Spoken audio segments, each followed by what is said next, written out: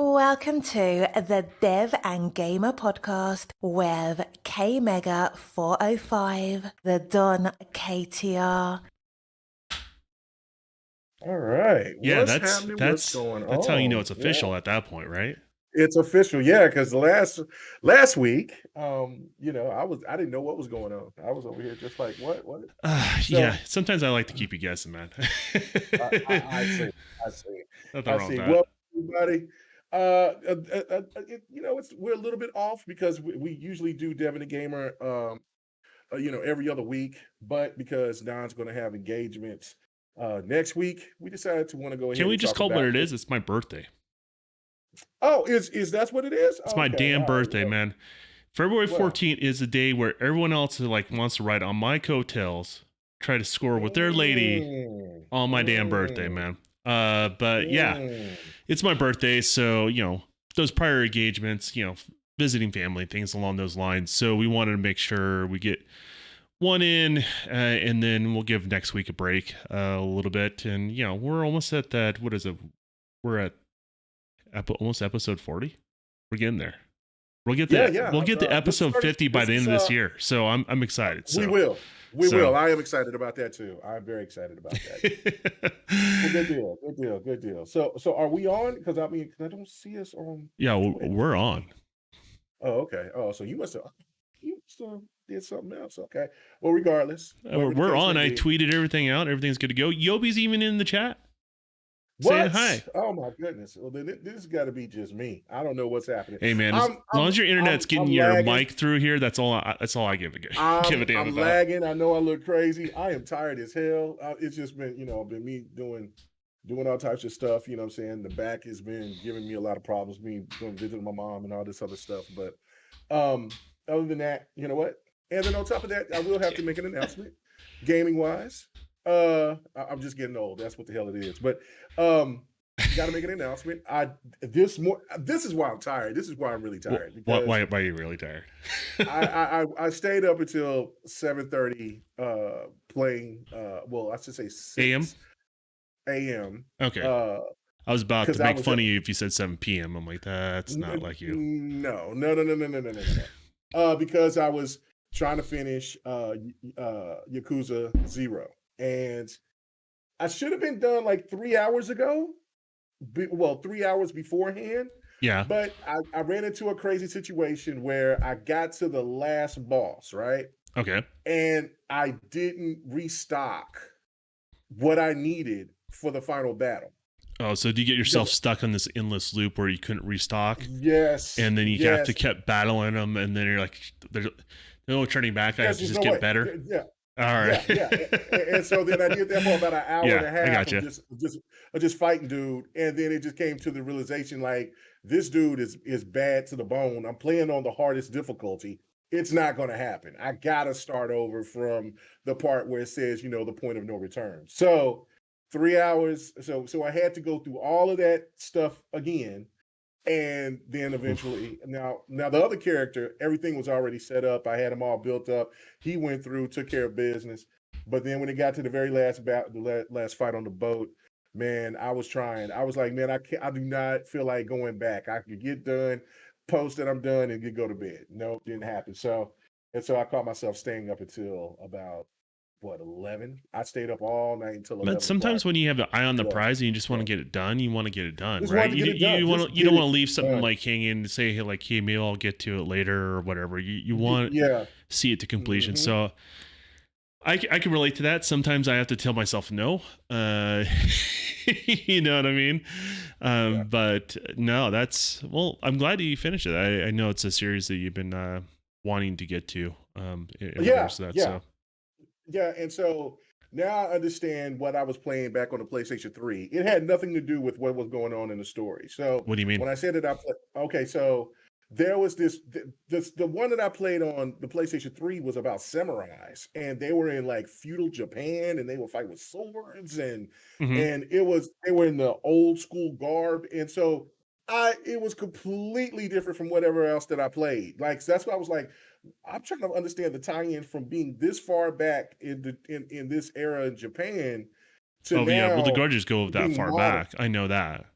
Well, and so again, so when I went and I actually looked and checked, it is one of those rare Yakuza games that I think they had 2 or 3 of them, where it was one that was like basically like a zombie one, and then they had the one that I was talking about where I played on the PlayStation 3. So, So all right, cool. your experience is on the most obscure of all of them, is what you're saying?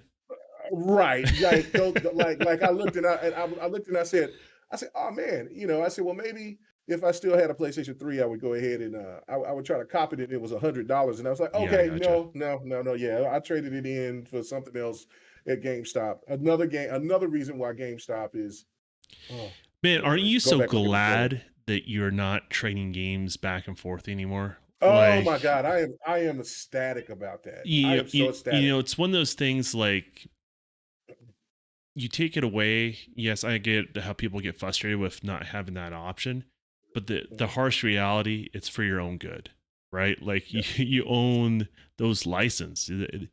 They're there forever. And now lightweight gaming is a little bit different. Like it's always been this way on PC, but you're seeing Xbox take the lead of, hey, back-compat.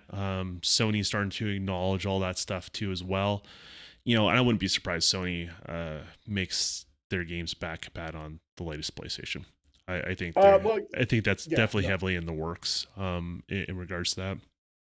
There's yeah, multiple no, signs I pointing totally, towards it. yeah. Where because the CPU on the PlayStation 4 can emulate the PlayStation 3. People don't realize that. But it would take a really really sophisticated software to make that work to emulate it. You know what I mean? Oh So yeah, yeah, yeah, yeah. it's not easy, but it can be done. In regards to that, you just need more CPU power essentially, and the PlayStation 5 has it. So Mhm. there's no doubt about it. And the PS4 back compat, that's relatively easy. So Yeah, yeah, yeah. Now, as you can see, the gameplay in the background, I know you've already checked a little bit out. Like that is the modded version of Marvel vs. Capcom 3 Ultimate. It is okay, so amazing, so amazing. So, I I mean, don't know if you saw the new intro. no, I didn't get a chance because I was looking for Oh it, like I yeah. said. So Oh, there you we streamlined it, we simplified it a little more, classed it go. up. So Okay, it's okay, I got you. I a got nice blur of gameplay, just a blur. you. So Okay, it's out all of the right. gameplay out of focus, and then goes into focus when we start the podcast now. So Oh, okay, all right. Good deal. you'll Good have to deal. check Good it deal. when we upload it on your channel. But I will. I'll definitely check it out. oh man, All right. so what are we talking about today? All right, man. So, I mean, there's a couple of things to definitely want to talk about tonight, but I We definitely want should to. call this section get Don caught up to what's going on Twitter, because I a lot of times I'm not aware of what's going on I in think the we're going ether. to get a lot of Don on his porch, get off my lawn type of show Oh, you tonight think that's what it because is? Some oh like yeah, yeah, yeah. There's no doubt. There's no doubt. There's no doubt. whittling a wood controller on my porch. Yeah, yeah. Power and games used to be. Okay, so here we go. Yeah. All right, Okay. so before we get into the big story about Activision, because that is the Xbox, or I should say, what Microsoft said about them, Okay. what their plans going forward is, or some people are alluding to it or whatever. Before we get to that, let's talk about something that we kind of talked about last week, which I was bringing up about Battlefield. Okay. But this is going to be something in a bigger spectrum, right? This is something that's um it's just broader because now we're going to we're going to start it off with Halo, but then I'm pretty sure this conversation will get a lot deeper. But all right, so Okay. I'm in a chat with my boy Newark Oh and yeah. with me, Yeah. We used what's to up, what's podcast up? Yeah. together. Yeah. Yeah. And so, and every once in a while I don't conversate with them all because they're on Facebook and I'm mostly on Twitter. Yeah. But Just different loop of people. That's right, right, right, totally understandable. right. But we sit here, we go into so then I guess the information came out to where people were speculating that there was going to be something from Halo Infinite going to be coming out here soon, and then it was debunked by one of the developers from 343 that was saying, "Look, we're not telling anybody that this is coming out. If it's coming out, you'll hear from me, not from any other entity So the out there." community manager, basically, Pretty most much, likely. right. Yeah. Gotcha. Right, right. He says we are working on something in that space because I think it was something with it was a tactical base something or whatever. I forgot Yeah, so exactly. it goes Yeah. along the line. So the way the structure is, what it seems like is they have these littler events and slightly bigger events. Does that make sense? And they're a little bit on a rotation from what we can tell and what they've talked about. So, matter of fact, I'm going to it and check it right now. There was a samurai event. I forgot what that event was called, but get the samurai armor that was shown on the intro of the game before it came out. There was something weird about that too. Like I went and I tried to finish to get everything else. I didn't get anything else after. So there's a cap on how many perks you can apply a day, essentially. So you know how like you get the I forget what they call them, but like the little banner, he goes, get X number of kills or X number of matches doing this, and you get it. So you only get so many of those dedicated to the event, as far as I understand how it goes. So the incentive is for you to keep coming back, right? Like it's the games as a service, right? The incentive is for you to keep coming back. So the samurai is supposed to be more or less a free event, right? You can get the armor for free. Just like the 80s kind of retro arcade-ish kind of cyberpunk-ish type thing. Same idea. But that seems like to be on a smaller scale than the samurai armor. Does that make sense? Right. So what it looks like is they're alternating like simpler things to more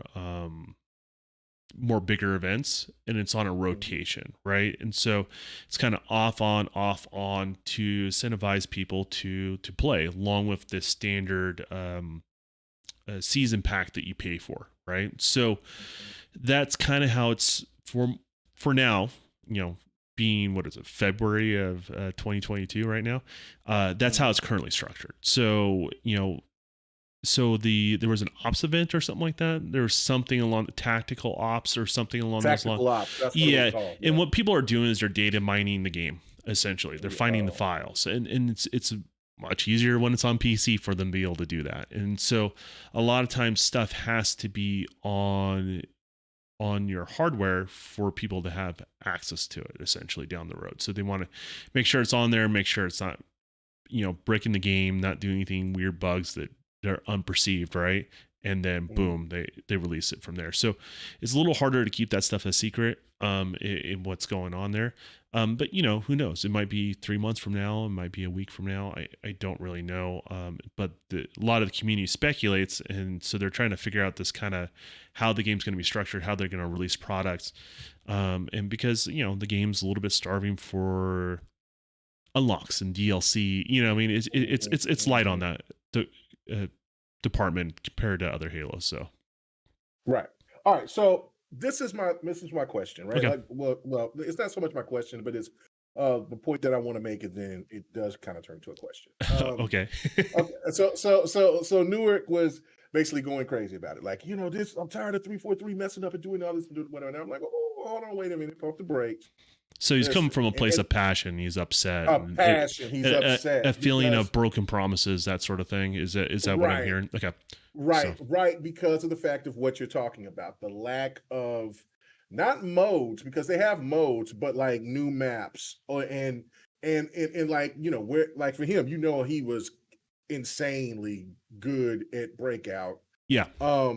He's wondering about Warzone, and then of course what we were talking about with Battle Royale, and we talked about that with One Bad Mother and everybody, and things like that. So the thing to me is like, okay, so where, and I've even got to the point that I'm like, you know what, I'm having fun every time that I play the game, but again, at least we should have some new maps. Like, I mean, where are the new maps? Like, I mean, you could give us a couple of other So the maps. honeymoon stage is over, essentially, for people that like the game, right? Like, and these are the kind of the conversation I've been trying to get to about this, right? Like, I mean, it's got good things going on for it, but obviously it's got flaws, and that's going to wear on people over time, right? Yes, right. And to a point where people like feel unheard, right? And then they get upset and they get frustrated with the game. The question is, how much are they going to give a chance? Are they just going to give it an endless chance even though they're pissed off because it's Halo? Or you know what I mean? Or there's people that are just like, you know what, this falls short of my expectations, or maybe I'll come back to it later. There's questions about it, right? In regards to that. And I would honestly say now there were, 2 months into the game being out, 2.5 months or whatever, and being out roughly. I asked the question, is Halo, I think Halo 5 had more content at this time, it's post-launch than Infinite. And Infinite was, to be clear, 5 was not perfect, right? No, it did not release with big team battle. It did. I think Warzone was somewhat limited, if I remember correctly, what maps you had and stuff like that. They had Breakout, but the thing is, they had all the basic modes that were already there.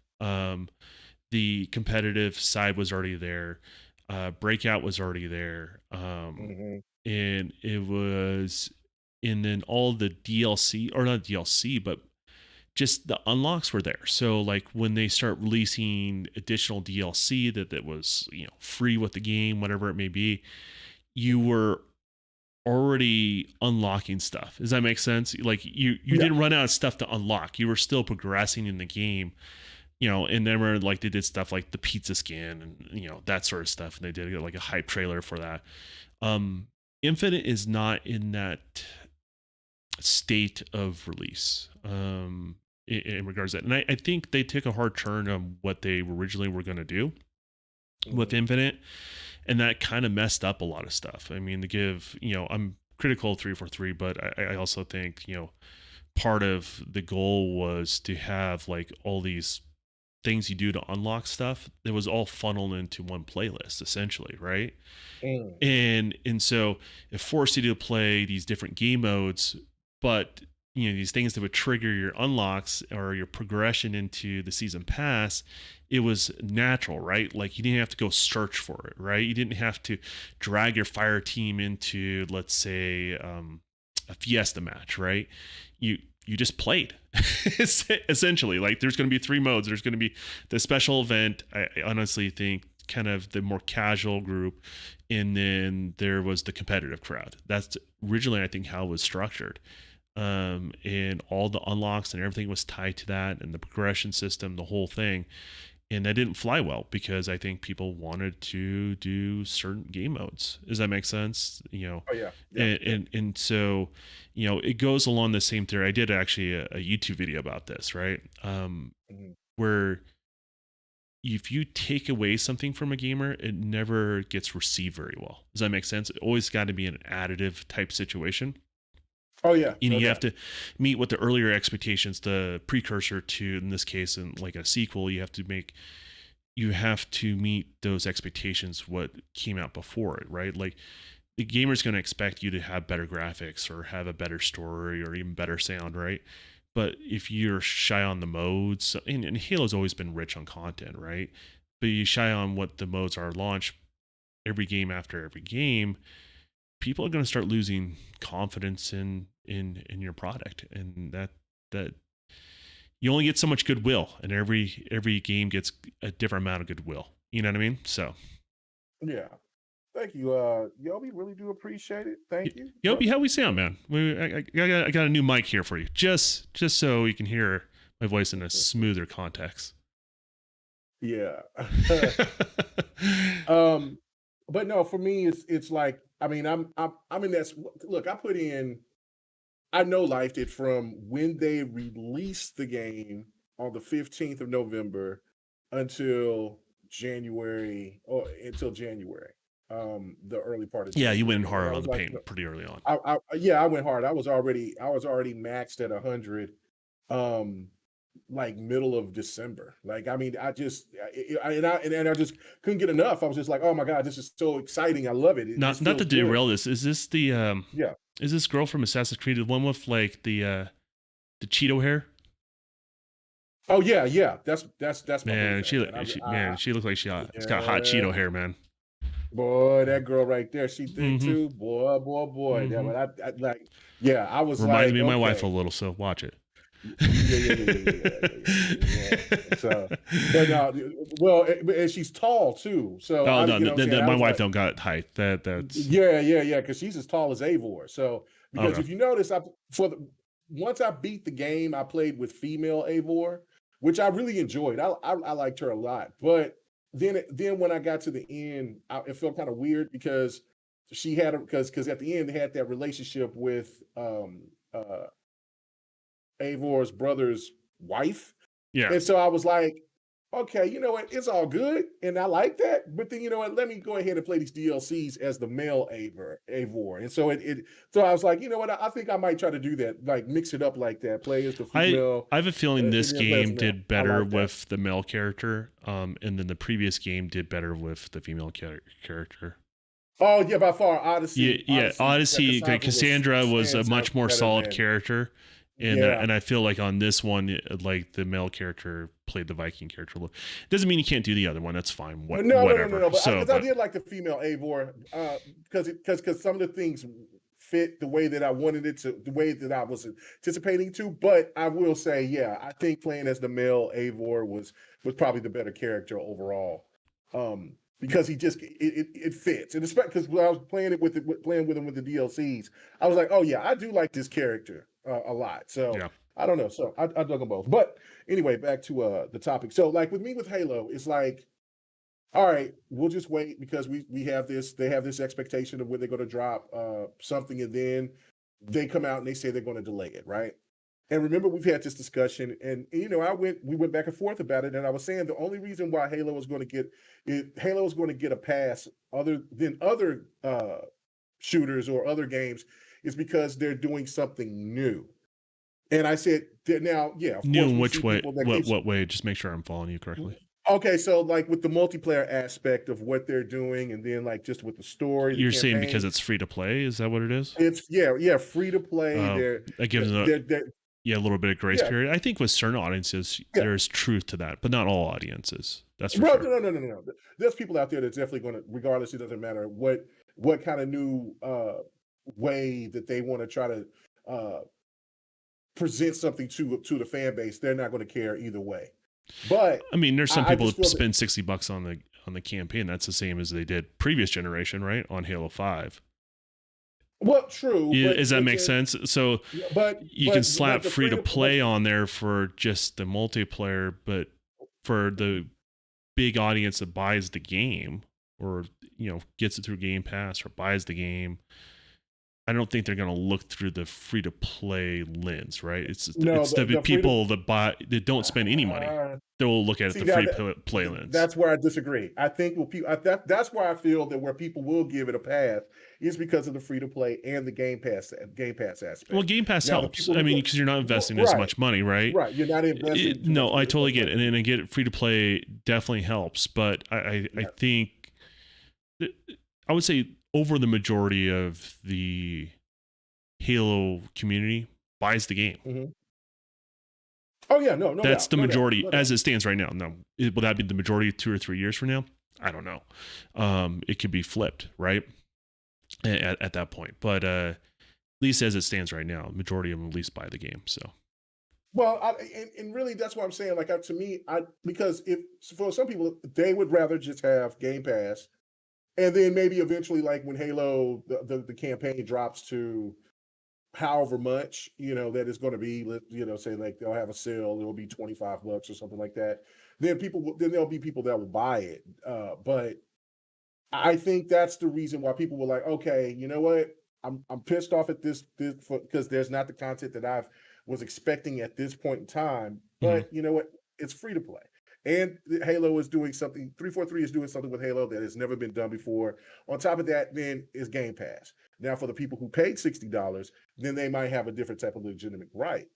Yeah. So I mean, that's important to point out. That's important to point out, though, right? Because what we tend to do is with games, we tend to do a broad brushstroke across with what people are going through, and there's like 3 different types of gamers for this, right? and even more when you include platforms, right? Like there's the last gen gamers, there's this gen gamers, there's the the Game Pass gamer, there's the free to play gamer, right? Like the free to play gamer may spend whatever $10-15 on some skins and never buy another pair of skins, and that's a good deal for him. Like that's a great deal, right? But the person that pays the $60 is just like, well, where's the beef? Right? They're like, where's the beef? So, I mean, it's important. And this is like the conversation I was always trying to pan out. Like, not everybody's going to get a pass because everyone's in a different spot, right? Like, you can't say, I can't really speak for the free to play gamer. I can assume some things. I could talk to some free to play gamers, right? But they're not in the same spot as the Halo guy that spends the ducats every time he buys the game, right? So, just a different situation altogether for sure. Yeah, and so basically that's why when I'm looking at, because I can compare both of them, because now I did finally ask for my refund for Battlefield 2042. When did Battlefield come out this year? Just out of curiosity. Not the early release, but the official launch date.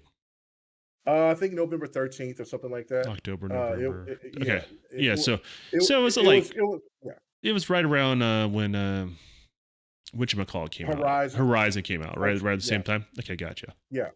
It wasn't that too far. Like it was between the 13th and the 18th, somewhere around there. I can't really actually remember the actual date. But it's understandable. But I had the early access. I paid the $110 for it. So for me, it was like what finally was the straw that broke the camel's back for me with Battlefield was this. And that's why I compared and saying this with Halo is that while Halo gets more of a pass because it's something different, and on top of that, it is Game Pass. It is the free-to-play aspect of it. And, there's a lower risk. Lower risk type of situation. Halo's also weird though too because it's got such a strong fan base. So sometimes sometimes the money doesn't be the passion of the people who love the franchise override the money aspect sometimes too. It does have that thing to contend with where other franchises don't have it to the same degree. You know what I mean? So right. So again, when you see people that come up and they show the Steam's numbers because they're going down, well, that's because at this point in time, I mean, it's like you were saying, where's the beef? Yeah. And so, I totally get it because that's why I was like, well, you know what? I'll put Halo on ice until they start bringing out some content that I really want, or that's when big team battles start having problems too. Right around that time to add insult to injury. I mean, that was a big part of it. And what you're not aware of, and I'm going to bring you up to speed too, right around that time, there was some update, I think right when they did big team battle, it fundamentally broke the game on PC. People don't realize that. So yeah, I didn't even realize that until I'm like, I'm going to do, because I'll play on the PC when I'm not streaming, right? Because I'm not doing shared resources, when I do that, right? I'm just playing the game. And then when I am streaming, I usually play on the console and then capture card and, out the PC for you guys all to view. The game was crashing constantly. There was an AMD issue of async compute. There's other issues where you can't turn the highest quality textures on. Give you an idea, I have a 3090. I have way more than what the expectation is for the highest settings across the board on that game, maxed out, right? And a super huge overhead that I'm well within a comfortable area. It still doesn't. It still has an issue. It would crash on me all the time. So that could definitely drop the numbers. Well, and I also got banned because of it. Oh wow. So so we get into a match, right? The game would crash. So it made it look like I quit out a bunch of matches. It was a temporary ban. It was like a day or something like that. But it wasn't intentional, right? And so you imagine if people having the similar experience. Oh yeah, absolutely. Yeah, absolutely. Once you start banning people, people are like, "Screw you." right? Yeah, Like, I'm looking it's at it not right good. now, and it was talking about the February Big Team Battle update, and it was like we deployed an update that should address the issues impacting Big Team Battle matchmaking. Thanks to the players' feedback, there are also some improvements to the Big Team Battle experience, included into this update. For example, Pelicans will deliver heavy vehicles such as M808s, Scorpions, Wraiths earlier and more frequently throughout the match.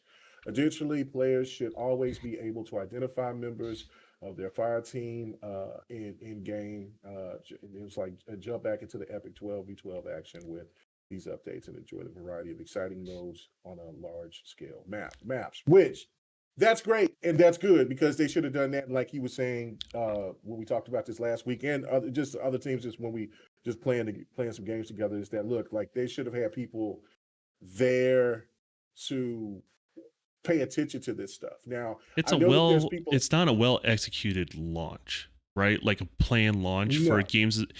It's not. How can you call they yourself a did it games as at a the service? wrong time, Yeah. I believe. How do you call yourself a game as a service if you don't provide the service? The service, right? Right. Right. Like, Because I mean, because when you officially, that's why it was such a weird date for December 8th, because that's the month. Of course, that's Christmas, and usually around that time, people are ready to get done, have their vacation, spend time with their families, well, you have a and I, multitude yeah, of different things. It's not just vacations and right, family. Family vacation, right. it stacks on top of it, right? But Mhm. you have people that they plan their exit of a studio roughly around that time. No one wants to leave before a game launches, right? Also, Mhm. there's bonuses usually tied to that as well, so they want to make sure they stick it out for the bonuses and things along those lines. But that's when you get turnover, right? You get turnover when a game goes gold, launches out in the public. You get turnover um, from just simple the fact that you have contract employees, right? That their contracts just expire. They're done.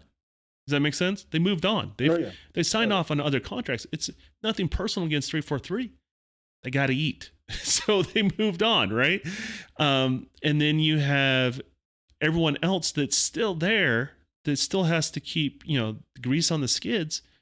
They're all taking vacations. And then the thing that pissed me off the most, and then I thought this was the most unprofessional thing for 343 to do, the most amateur thing that really any studio can do is a game as a service, right? Release a major update and then go on vacation, Mm. right? And I'll give you guys like an analogy. So I used to race mountain bikes for a living, right? So one of the things that would piss off my sponsors at time, but they understood over time, is when they would give me prototype stuff, I would not mount it. Like sometimes they'll send me stuff. I'll be in Europe, right? And they would send me components to put on my bike, and those components, like literally the day before the race, I'm like, it's not a tested product. It's a prototype. It's you know what I mean? I'm sure you're really smart. You've done your testing and all that sort of stuff, but I'm Right. not going to sacrifice. I'm happy with you guys. I'm not going to sacrifice my win on a prototype. Does that make sense? So I'm going to make Oh sure yeah, it's no. proven in the field for a series period of time before I do my race run, right? So it's like me doing my race run and changing a bunch of things to be new just before the race run and not expect there to be hitches. There's going to be problems if I do that, right? So it's the same sort of thing here, right? This is the race run. This is where you take the training wheels off and you let the game do its thing, and you're going to come back after it's all said and done, and you do a major update that breaks it. You shouldn't have done any update before for the thing. Like, you have to give people vacation. I don't want people to be overworked at 343 or anything like that. No, yeah, the They have game to was retain working fine at employees that and stuff point. like Yeah. that. I get all that sort of stuff, but if you're doing games as a service, I'm starting to think, and this is with bigger studios, EA falls into this category, really, and even like what you see from Activision and stuff like that. If you're releasing right before Christmas, don't. Well, again, the reason behind it, which I say this, Mm-hmm. and I understand it's a lot easier for me to say this than to be in the room and listening to uh you know the heads coming at you and like, why are all these gamers that I'm looking at on social media going after y'all's throats? Do something now, fix it. And so for me, I'm saying this as a person who's like, look, like you're right. everybody's going to go on vacation. Things are different. People have their minds half in, half out of work when it comes to, I'm getting, it's just That's like when people recess. slip the most. And it's not even intentional. Like it's just It's not even intentional. It's like recess, or it's like at the end of the year at school. You know what I'm saying? Like, no, it's just like that. No, I got you. Yeah, I got you. It's just like that. Like so again, they should have just went ahead and said, look, we'll fix these issues with the pricing and the because remember, everybody was on their necks for the way that the progression system was working. Everybody hated the progression system. There's not enough progression. Why you want be honest with you? That's one of the only things I never complained about. Didn't care. Well, no, regardless. It was slow, but it was fine. Like it was slow. It was slow. They just needed more content. That was the problem. January, right? Until they got back, and then they could have did the update, put it in there, and then but they were reactionary because, of course, 343 is used to getting all of this from people. Even if people that never plays a Halo, they're still going to say something bad about 343, right? Yeah. And so then when you got people that's jumping on them, they're like, you got to do something. You got to do something. And so then this situation happens, and then it makes the situation worse than what it actually. Well, and I think it also all they had to do was just wait. Well, I think I understand. They've also caught them off guard because people in the ether, like gamers, right, would say things not knowing the full story, right? So they would play the beta. It's like, man, this plays great. They just need to release it now. I'm totally okay if they released it now, right? They heard that out in the ether. Oh yeah. Guess what you got? They released it now. You got it. Right? And then there's repercussions to that, right? And so my take is this: you can't overwork your employees. You have to retain them, especially when you're doing games as a service. It's even more essential to retain your employees more so than ever when you have games as a service. You have to have a roadmap. You can't do less than your predecessor. You have to do at least the same or slightly more, right? And then you have to be able to have people on hand to be flexible to fix the problems, right? Because I don't expect any game that's games as a service or a multiplayer game that's, these big ambitious games, I don't expect them to be perfect at launch. None of them. No. None of them. None of them have been. Yeah, exactly. None of them have been. But I've always said it's all about Overwatch did seem to be pretty. But it was very lean though. Right. It was very lean, right? So, and then they added content, but there was not at that expectation because Overwatch is a first of its kind. Does that make sense? Right. That's why I always felt weird that it got Game of the Year award, because I'm like, it barely has any content to it, right? Like, why are you giving this game? But because it was unique and it was so popular and it placated to a certain audience that really loved it, and there's nothing wrong with that. It was a phenomenon. It was almost kind of like what PUBG did, but PUBG just wasn't as widespread because it wasn't on consoles yet. Yeah, so exactly. That's how I look at it. But and so it tapped into a new genre. It did well, and that's, I think that's awesome. But people are willing to give it a lot of a pass because it just had to be solid, which it was, right? And it barely had any content, and they start releasing more and more content, bringing more and more stuff out, and then they start rolling it out, and I think they did fine. I think they managed it very, very, very well. But the problem, like a game like a Battlefield or Warzone or a Halo, right? Those games have a lot of in their past, they've had a lot of content when they're released, right? Tons of content. Let's think about Halo 3. Like, people always want to put it on a pedestal because they feel like it's the best Halo. I don't think it is, but let's just talk about Halo 3, right? It had 4-player co-op, it had Forge, and it had more maps than Infinite. Yeah. You take that and then you apply it to, let's say, Halo 5. Halo 5 didn't have Forge at launch, but it had definitely had a lot more maps and a lot more content you can unlock. Right. Does that make sense? And it was kind of, there was whispering and people didn't like loot boxes. They went with the loot box solution.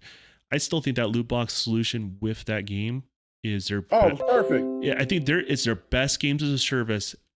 Yeah. Of any Microsoft game. Then Gears, any of them. Like the way, how often you had it, there's ways if you didn't really know what to unlock first, that you may get the short end of the stick. I think you experienced that a lot.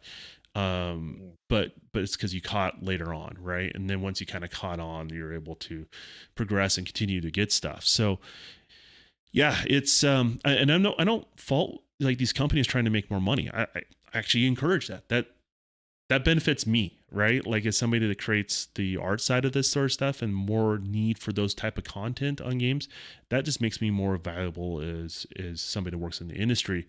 But you do have to meet the customer's expectation at launch, and it's not unreasonable to meet previous expectations. And these games are falling short of that. So right. So it's hard. It's hard to say it, but it's true. And you got to swallow that pill as you're a publisher and say, hey, what is the right thing to do? What is a gamer focused decision here, right? And I don't think the gamers was at the center of all the decision making here.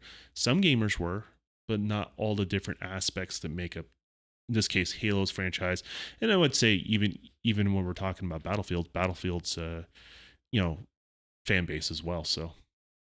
Right. Well, and that's where I wanted to kind of go with this, which makes it a broader conversation, is going back to what I originally said is why Halo will eventually get the pass because of the fact that there's other options of how people can access Halo Infinite. Mm-hmm. There's only one way to access Battlefield 2042. For now. Well, yeah, now for now, because that's going to go free to play. Yeah, well, and I think it's going to be the reactionary situation. Right. For EA is they are going to go free to play with the game because they have to. They have to make up that revenue somehow, what they invest into the game. So they have to get it out in the gamers, and they have to make it up on the back end on basically downloadable content. And I wouldn't be surprised if it doesn't hurry up and drop into maybe not Game Pass, but through EA's version where people can get access. EA access. Origins. People can get Origins and EA access. EA access. That's right. I always think Origins and EA access is the same thing, but they're kind of not. They're not. Air quotes. Yeah. Right. So yeah, I got you. But that's the thing to me is where it's like, all right, this is now become you're now is my line, as I've been saying now here lately, habitual. You'll be an habitual line stepper. Okay, because listen, I've supported Battlefield all through. I love Hardline. Everybody knows, if you follow me, you know that I love Hardline. I thought Hardline had the best gameplay. Did you ever buy Hardline at launch, or was it post launch for you? Oh, I bought it at launch. You muddled through all the hardships of Hardline when it came out, because it was not the smoothest launch for sure. Well, no, because it was lacking. It was lacking a lot of things. It was pretty plain, but the gameplay was so fun. It had this smooth feel to it. It didn't have a lot of guns. Of course, it didn't give the customization to your characters. It was just basically cops and robbers, but in a Battlefield setting.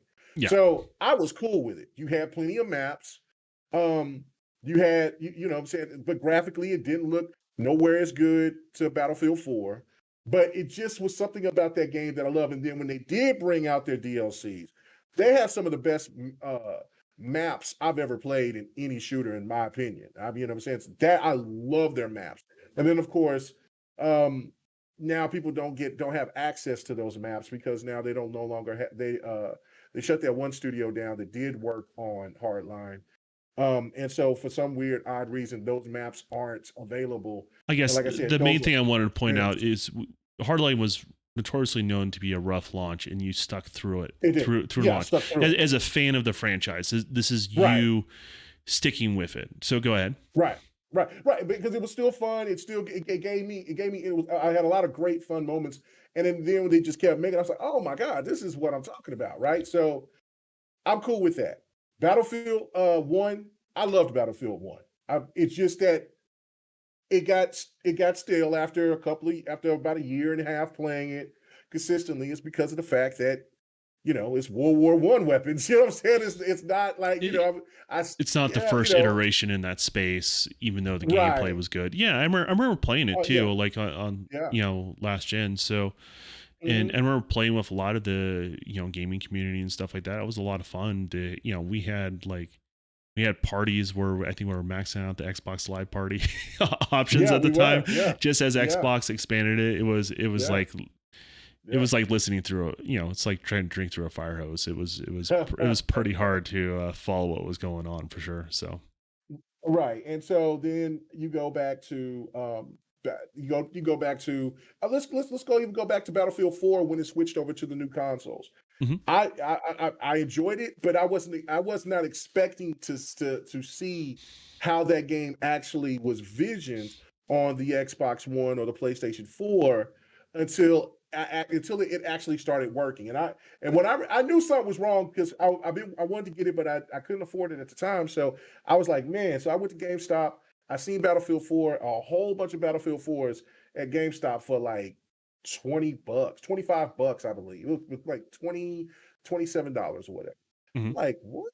I'm like, this is crazy. This game just came out. I copped it. I got a chance to play the first two matches. And I'm like, why was there so many copies there? Then it broke on me. It crashed on me. And then I understood. But because I got a little bit of a taste of what the game's vision was on the new hardware, I said, oh no, I'm not getting rid of this game. I'm keeping it, right? So that was beautiful. And now people still to this day play Battlefield 4. Now, Battlefield 5. I liked Battlefield 5.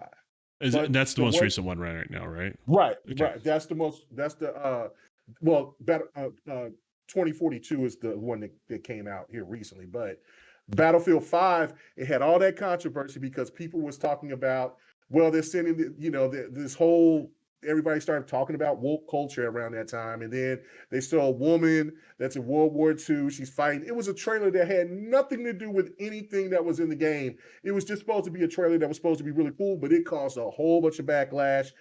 That game was already in a bad situation from the get, Yeah, because from that messed with just from people's that. worldview because people didn't understand Right, women fought in other countries. They didn't right. fight here in the United States, and and so and Right, right. they want to they're when you're dealing with, like, we've gameized like World War One and Two a lot, but Mhm. it's still a sensitive subject, I think, for a lot of people Oh, because there's a absolutely. Yeah. history and people have family members that sacrificed, and in the Mhm. history there. So um people are sensitive when they feel like there's a mockery of it. It was just misplaced because, to be honest with you, there's women that fought in other countries. Yeah, We just right, just here in the United States we had a different approach at the time. So right. but because of that, I think that from a very protective, I would say almost somewhat, I mean, it's ignorance, it's not knowing. I mean, most people, Right. I mean, I only know, more about Germany, France, Ireland, those places, the UK, because I traveled there a lot. Does that make sense? So I Mhm. pick up on things, so when you're surrounded by it, you do pick up on things. But if you're never there, I mean, to be honest with you, most people feel a little weird when they go from somewhere, one state in the United States to another state. They're like, whoa, this is different. You know No, what I it's mean? a whole different, yeah, a Yeah. whole So, different yeah. I think people just are in their bubbles on that sort of thing. So yeah, it had some issues. Yeah, it Yeah, has some because of issues. that, So okay, public perception issues, I guess, is I would say the thing. right, more of a public perception. Then people got to the gameplay, but then what was the problem? It wasn't because the game looked fantastic too. The game played well, had content. They even had battle royale to it. The point of the thing, the whole the people were just they were tired of the whole World War One, World War Two. They were done with it. The It was gamers long in were the done tooth. with it. It was very long in the tooth, and so but I did love the campaigns in Battlefield 1 and Battlefield 5, whatever the case may be, right?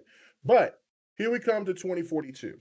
And the reason why I brought up all those battlefields was this reason. I've dealt with EA and how they've done business to their and how they've done the business of putting out games that just were completely broken. So less And than I've given the perfect benefit of the launches. less than perfect launches. Mm-hmm. And on top of that, you give me Battlefield 2042. Once they did the patch, I said, oh, this game's got potential. Okay, I got it. But then I'm expecting them to bring what they said they were going to bring, was that they're going to bring this big, huge patch. The season pass is going to, the first season pass is going to be here coming in February. I'm like, all right, cool. That's just a couple of months. I'm not even going to trip about it. I got Halo right here. I got these other games right here. I could just, I've even told you about, like, I had this rotation that I had planned out. Yeah. So I just put Battlefield on ice. I went ahead and I played Battlefield not too long ago, and it was still the same. Played good. That's not the problem. The issue is with me that did it for me. It was that, okay, now you're playing with my emotions, because now after you just told me that you got all these expectations of these things to come here, you're going to now expect me to wait until the summer to get this first season pass and give me and then try to make everything right after I already paid $110 for your product, and you're not going to give people like me, who's adopted the game right off the bat, has been your biggest, staunchest, supporter. And this is y'all. We'll just gotta wait. We'll make it worth your while. You're not gonna. No, I say, okay. Now I want my refund, because the more and more I kept thinking about it, kept pissing me off. Now the reason why. So you said you got your refund from Xbox? Well, or you just filed it? Okay. I just filed it. But gotcha. I will find out if I get it or not. But if I don't, then I'm stuck with it.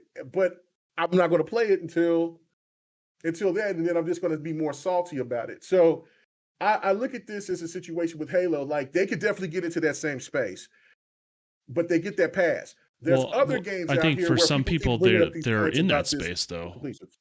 I think because there's people that are, and I'm not one of them, right? But like, there's people that are pissed off about 5. Like, you and I are not that guy, right? No. Now they're waited, 10 plus years. They're upset the way that Master Chief Collection went down, right?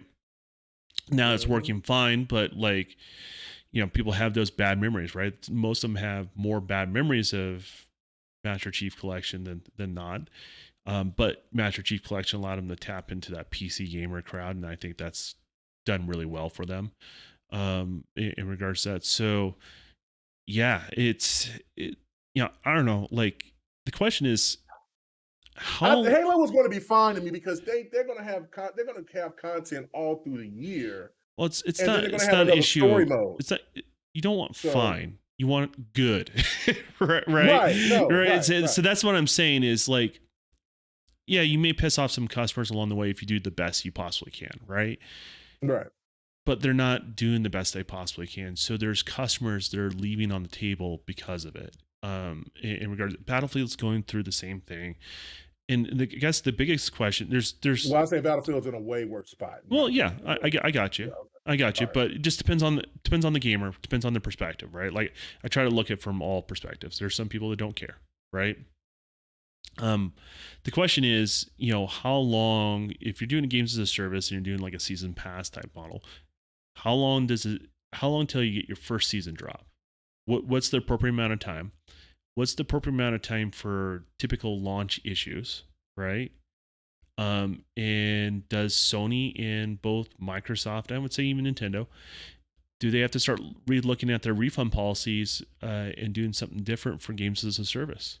And that's where I was going to. There's multiple issues with this, right? That need to be addressed. Well, right. That's the point I want you to finish what you had to say. So just to make this point, when I talked about it, normally a game, since it came out in November, you can't get a refund. No, because the policy is like a certain period of time. The policies, a certain time of playing it, and within a certain 30 days. Right. Yeah, which for like a brand new game at launch, like, let's say like a Nathan Drake collection, that's a normal expectation, right? Like that's more than reasonable. That's the game. It's going to be broken or it's not, right? You know what I mean? But this can break on you at any moment in time. Well, that is true. That's the problem. Is one DLC content, and next thing you know, your game's down for a month? that's a big ask. I mean, it's a free, if it's a free to play, who cares, right? But if you spend, I would say anything from $20 and up, you've that's an issue. Does that make sense? No, that makes sense. But let me just make this point. When I talked to the lady, she first she read and she was going through it and she was like, oh, well, you got this game back. And she was like, oh, well, hold on, wait a minute. She stopped herself. She says, well, due to the fact, she's like, I don't know if you've ever played Cyberpunk. She says, but Microsoft is extending the refund policy because it's the same type of situation that's going on like with Cyberpunk. And I said, oh yeah, no, I bought Cyberpunk. It worked fine for me. It was playable. It had some bugs or whatever, but I said it played fine for me. I really enjoyed it. She's like, oh, well, that's great. She's like, because we had to extend that.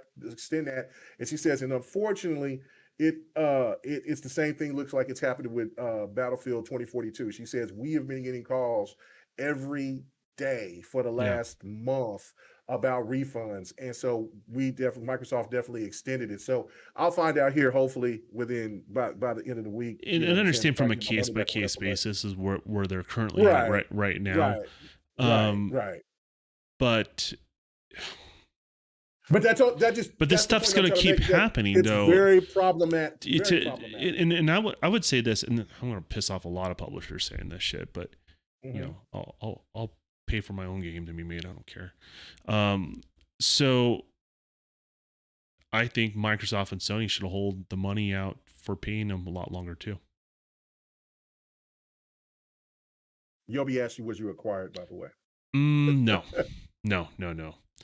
I'm playing free, developing 2 games, and I'm doing contract work on the side just to support my bad habits of gaming and other toys I want to buy. So, you know what I mean? So, but I think, because there's a payout, right? Like there's a certain, like, it's kind of almost like you getting paid on Twitch or YouTube, right? People donate, but that money is on hold for a bit until to whatever the condition is. And then basically they pass it on over to the publisher, and then it trickles from there if there's bonuses and stuff like that to the studio. So, maybe you have to hold on to that money a little bit longer. Maybe change those terms of service if that's the style game it is, because then it gives the option as Microsoft or Sony to say, well, we'll see how many people keep your game. Does that make sense? Mm-hmm. And it goes from there. But it does honestly need to be, no developer's perfect, right? But this is a trend where you keep kicking the can down the road. Eventually there's going to be consequences. And you want to make sure those consequences are not something that's going to affect the industry as a whole and the good faith gamers have in the industry as a whole. And there's plenty of gamers out there that's been talking about this for years about the difference between having games that you pay for that was already complete, you had everything, to games now where you got to wait for DLC and now the way that it services as a game, games as a service and all that. So yeah, you already hear the rumblings from gamers. It's getting louder and louder, especially when you have Halo in a position right now.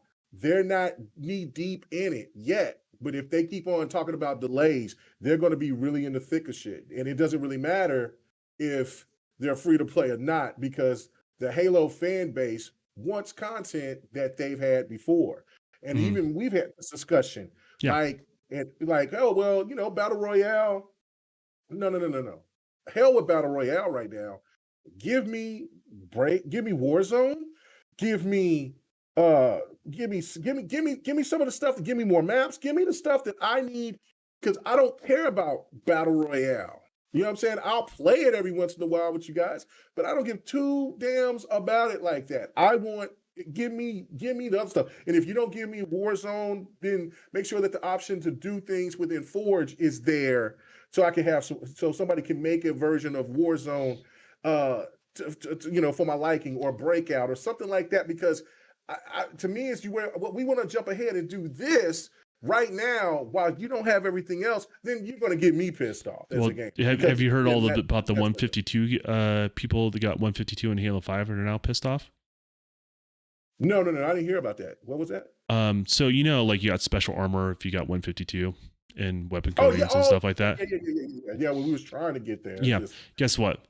If you watch the Halo Championships this, I believe Sunday, and you have your Twitch drops linked to your Microsoft account, you get them for free. Oh my god! But they're not exactly the same, but they're so close to the same. If you're playing in a match, you'd be like, "Oh, that's a 152 player."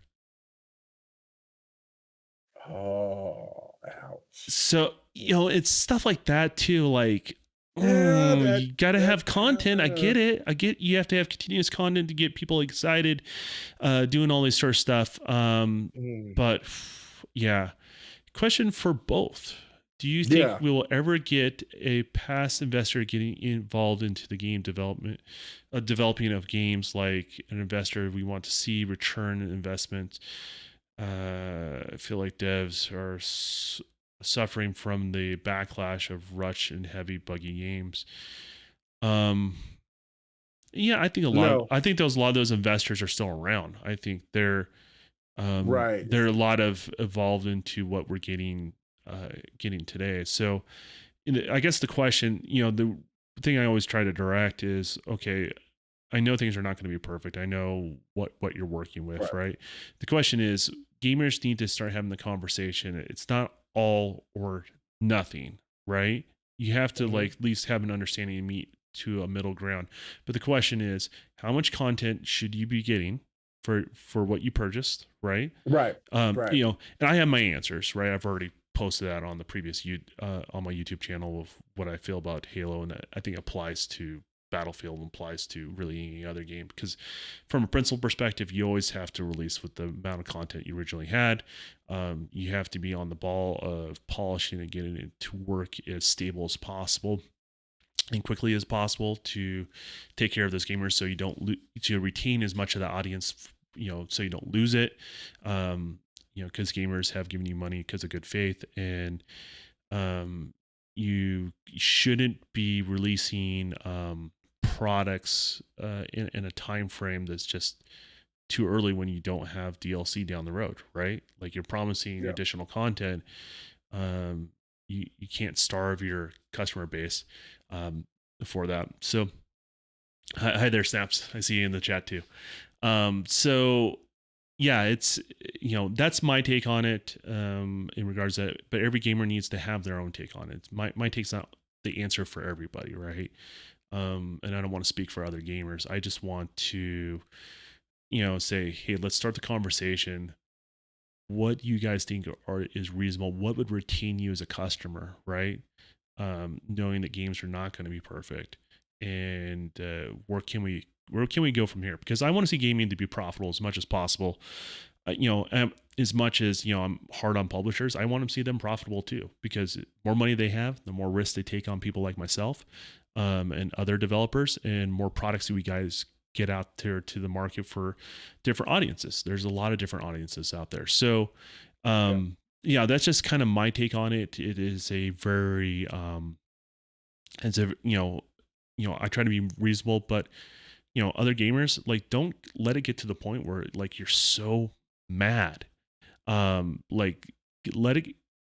Let's have intelligent conversations. And this is and part of the problem, gamers talk in a way like where they want to get an audience on YouTube, as K-Man used to go, don't do that YouTube shit, right? So they try to get that audience, or they try to overtalk or outdo, their fellow gamer and get the attention and that sort of thing. That stuff's counterproductive, and that's when we start, as developers, start tuning out and not listening to your guys' podcast, right? It gets to a point where we don't even send interns to listen to your podcast, if you know what I mean, right? It's very important not to, in the pursuit of becoming bigger, in the pursuit of all these different things, you want to be still heard in a reasonable fashion. Right. No, and that's that to me is where I of course you always say I draw the line on certain things. Like I'm never going to sell myself out for views or clicks or anything like that. I'm just going to keep my stance. But to answer for Yobi's question is, for me, no, I think it's going to be like this as long as the publishers don't listen to the fan base. Well, so the only way that the publishers will listen to the fan base, if you keep having things that's like Battlefield 2042 or Cyberpunk, things like that. Because see, this is the thing, right? Like the gaming community, they're not consistent themselves.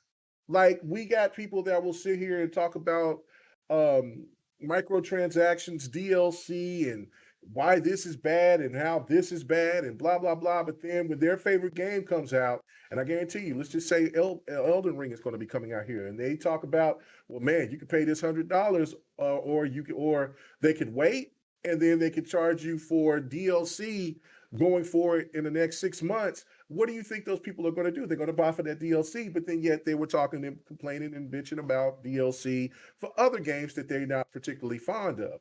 That's where that problem is. And the only way the publishers will listen, if people sit here and all are in unison, or if there's a big chunk of gamers that's in unison, like they were with Cyberpunk and with, because then the media will get involved, and then once you get the media to jump on board, then the snowball rolls.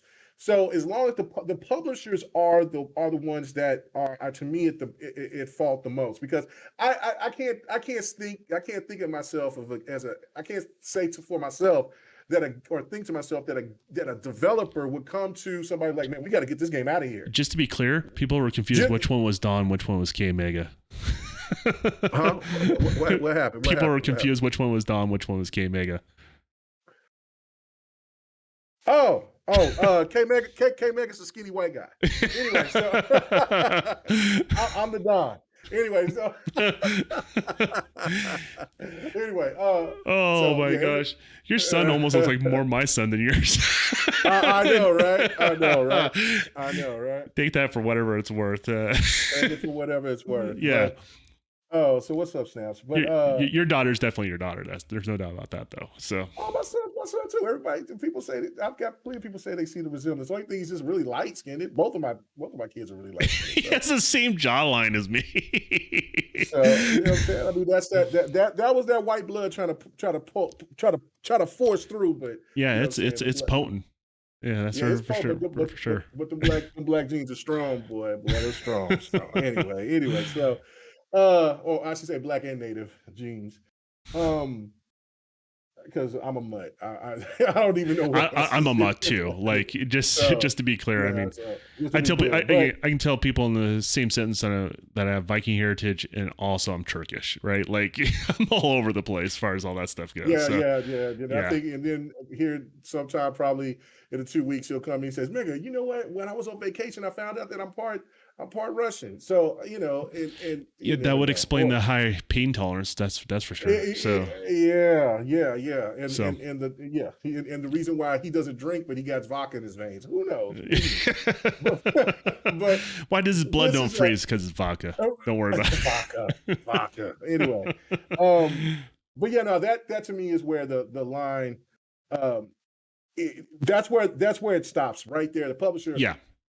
They're hurting themselves because they want to force these games to be out. Like, look, and then we get this stuff. And listen, I do feel that a lot of games did get affected by the COVID situation. I know you don't, but I do. I do feel like a lot of games did. But I also know that now it's being used as a crutch to try to get sympathy from the gaming community, and look, I don't see the gaming community. You get really a month. That much. You get a month or 2 month grace period with me, and outside of that, it's just excuses. It's just excuses, you're right? I mean, every company's a little bit different. When people say 3 months, I'm like, that's overblown. There's no way. Like, but a month or two, that's 1 month or two, that's understandable. Like, you get used to a different environment and stuff like that. But now, like, I mean, is there really excuse? We're all accustomed to this. We're more accustomed to this than we are the other, right? So Right, Yeah. right, yeah.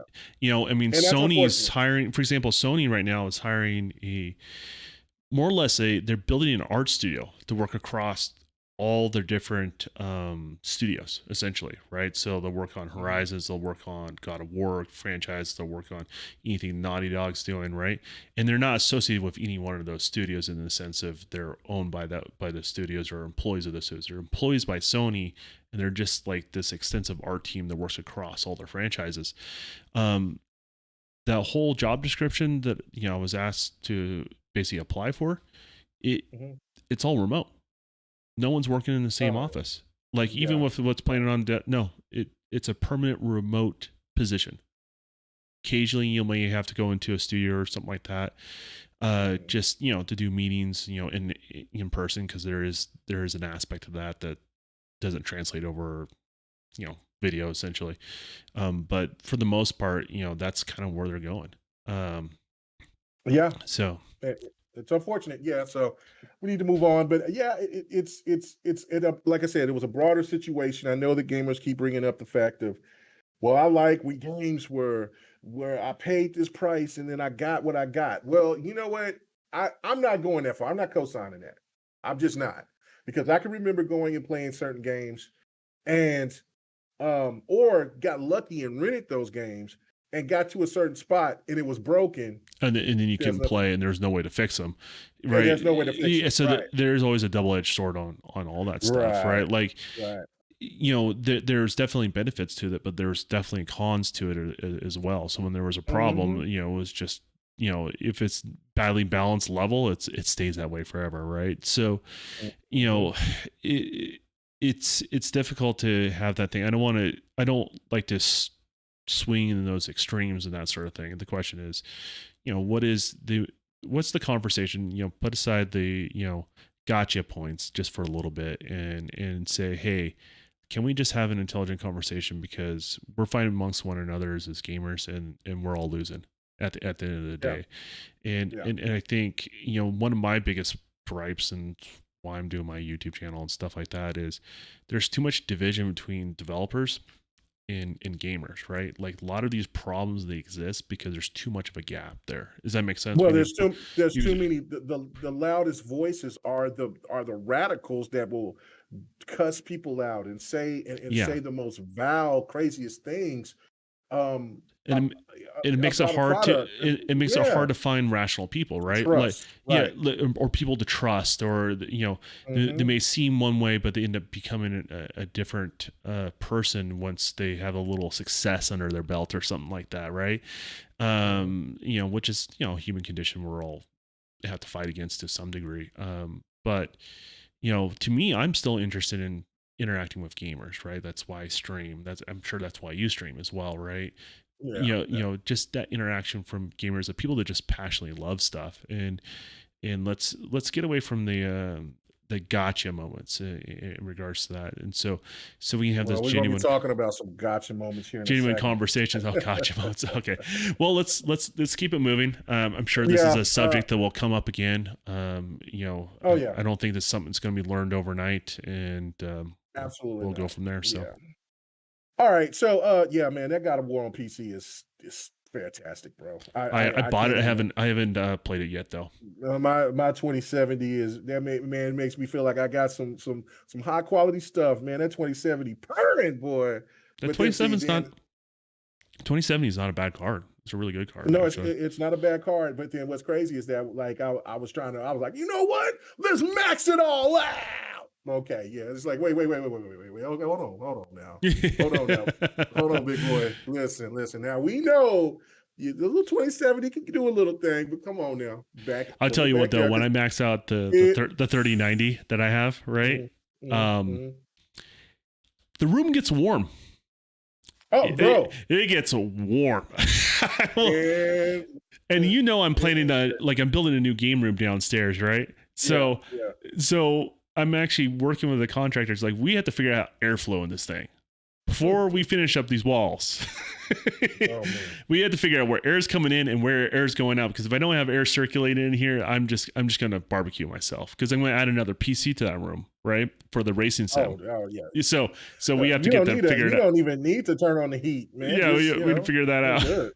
Well, I just want to get cold air circulating in there and not get like wind, not get wind noise. You know what I mean? That's another thing I'm concerned about. So, but yeah, I mean, building up from the ground up, it's gonna be fun. It's gonna be the man cave of all man caves for me, at least. So nice, excellent.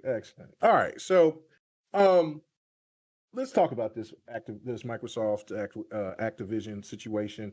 Okay, there was some more information. Once I see like there was the PlayStation guy. Is this about the buyout? Yeah. Okay. And, well, it's more about what is said about the buyout, about Call of Duty, about their popular games, about what Microsoft is going to do, or what was said, and people are going into different directions of trying. Yeah. To Do you have out. the earlier statement and the later statement? Okay, so because it'd be interesting to compare the two. Okay, so no, I don't have the what's called statement. I do got the later statement. Mm-hmm. Let me go ahead and pull it up. I just got to go. Oh, well, all I got to do is go to what's called. Why do I do that? Okay. All right. So, and by the way, people, Crossfire X is now playable. On what's now. This is the catch. So you saying I should buy that? Up. You saying that I should buy that for my birthday? Crossfire X, yeah, it's $24. Is that for how much it is for the campaign? Whole game, yeah. The whole game? Yeah, for the whole. Yeah, the whole game. How long is it? Okay, so this I don't know because you bought the wrong thing. My dumb ass bought the wrong thing. I said, oh, the premium pack. Okay, let me get the premium pack. Okay. I bought the premium pack, but it's only so when you got it playing it through Game Pass, it's only allowing you to play the multiplayer aspect of it. The single player. The single player is like $9, and there's another, and so I paid the $9 or $14 for a pass and for something and for some gear, and what I paid for was for that. So I was like, oh shit, and then I bought Lost Ark, so I'm tapped out. So like I'm like, damn it, because I want to play the story mode of this game. But going through and playing the online, they have done some improvements to that. But anyway, we'll talk about that at some other point. But yeah, I sidelined you. Go ahead. I'm sorry. You did, Activision, Microsoft. But I do want to see what that multiplayer is. All right, so I'm trying to look for the statement. I posted that. Yeah, the statement. Let's see. Okay, so basically, when there was a PlayStation guy that sends me gaming news, and every time that he puts the eyeballs, I know that it's something that's slated towards PlayStation's favor, right? So I'll see the eyeballs, and I'm like, oh Lord, what's this? And so when I look at it, it's a statement basically saying that Microsoft is still is saying that Xbox want to be obligated to still work with Sony, and maybe even putting COD not only on Sony but also potentially putting it on Nintendo. And keeping it multi-plat and keeping their most popular games multi-plat. Now, that caused a whole stir. Like, oh, look at this. The Stan community went crazy. It was talking about, well, look at this, and so Microsoft wants to be a third party. They're not going to keep COD exclusive, right? So it's really. It's really good. Okay, so here we go. Here's the statement here that was posted. Right? I think the statement's important. Okay, well, I got another statement that I posted where I'm like, well, people need to read what this was said, right? Yeah. Okay, so it says, to be clear, Microsoft will continue to make Call of Duty and other popular Activision titles, Blizzard titles, available on PlayStation through the term of any existing agreement with Activision. And we have committed to Sony that we will also make them available on PlayStation beyond the existing agreement and into the future, so that Sony fans can continue to enjoy the games they love. We are also interested in taking similar steps to supporting Nintendo's successful platform. We believe this is the right thing for the industry, for gamers, and for our business. Now, that was what was out there, and like I said, a lot of people came out and was making the point. Okay, well, Microsoft wants to make all of these games every game that's out there pretty much to be multi-plat. And I don't know. What's your thoughts? And then I'll read you because I got to find it. I don't think my position's changed.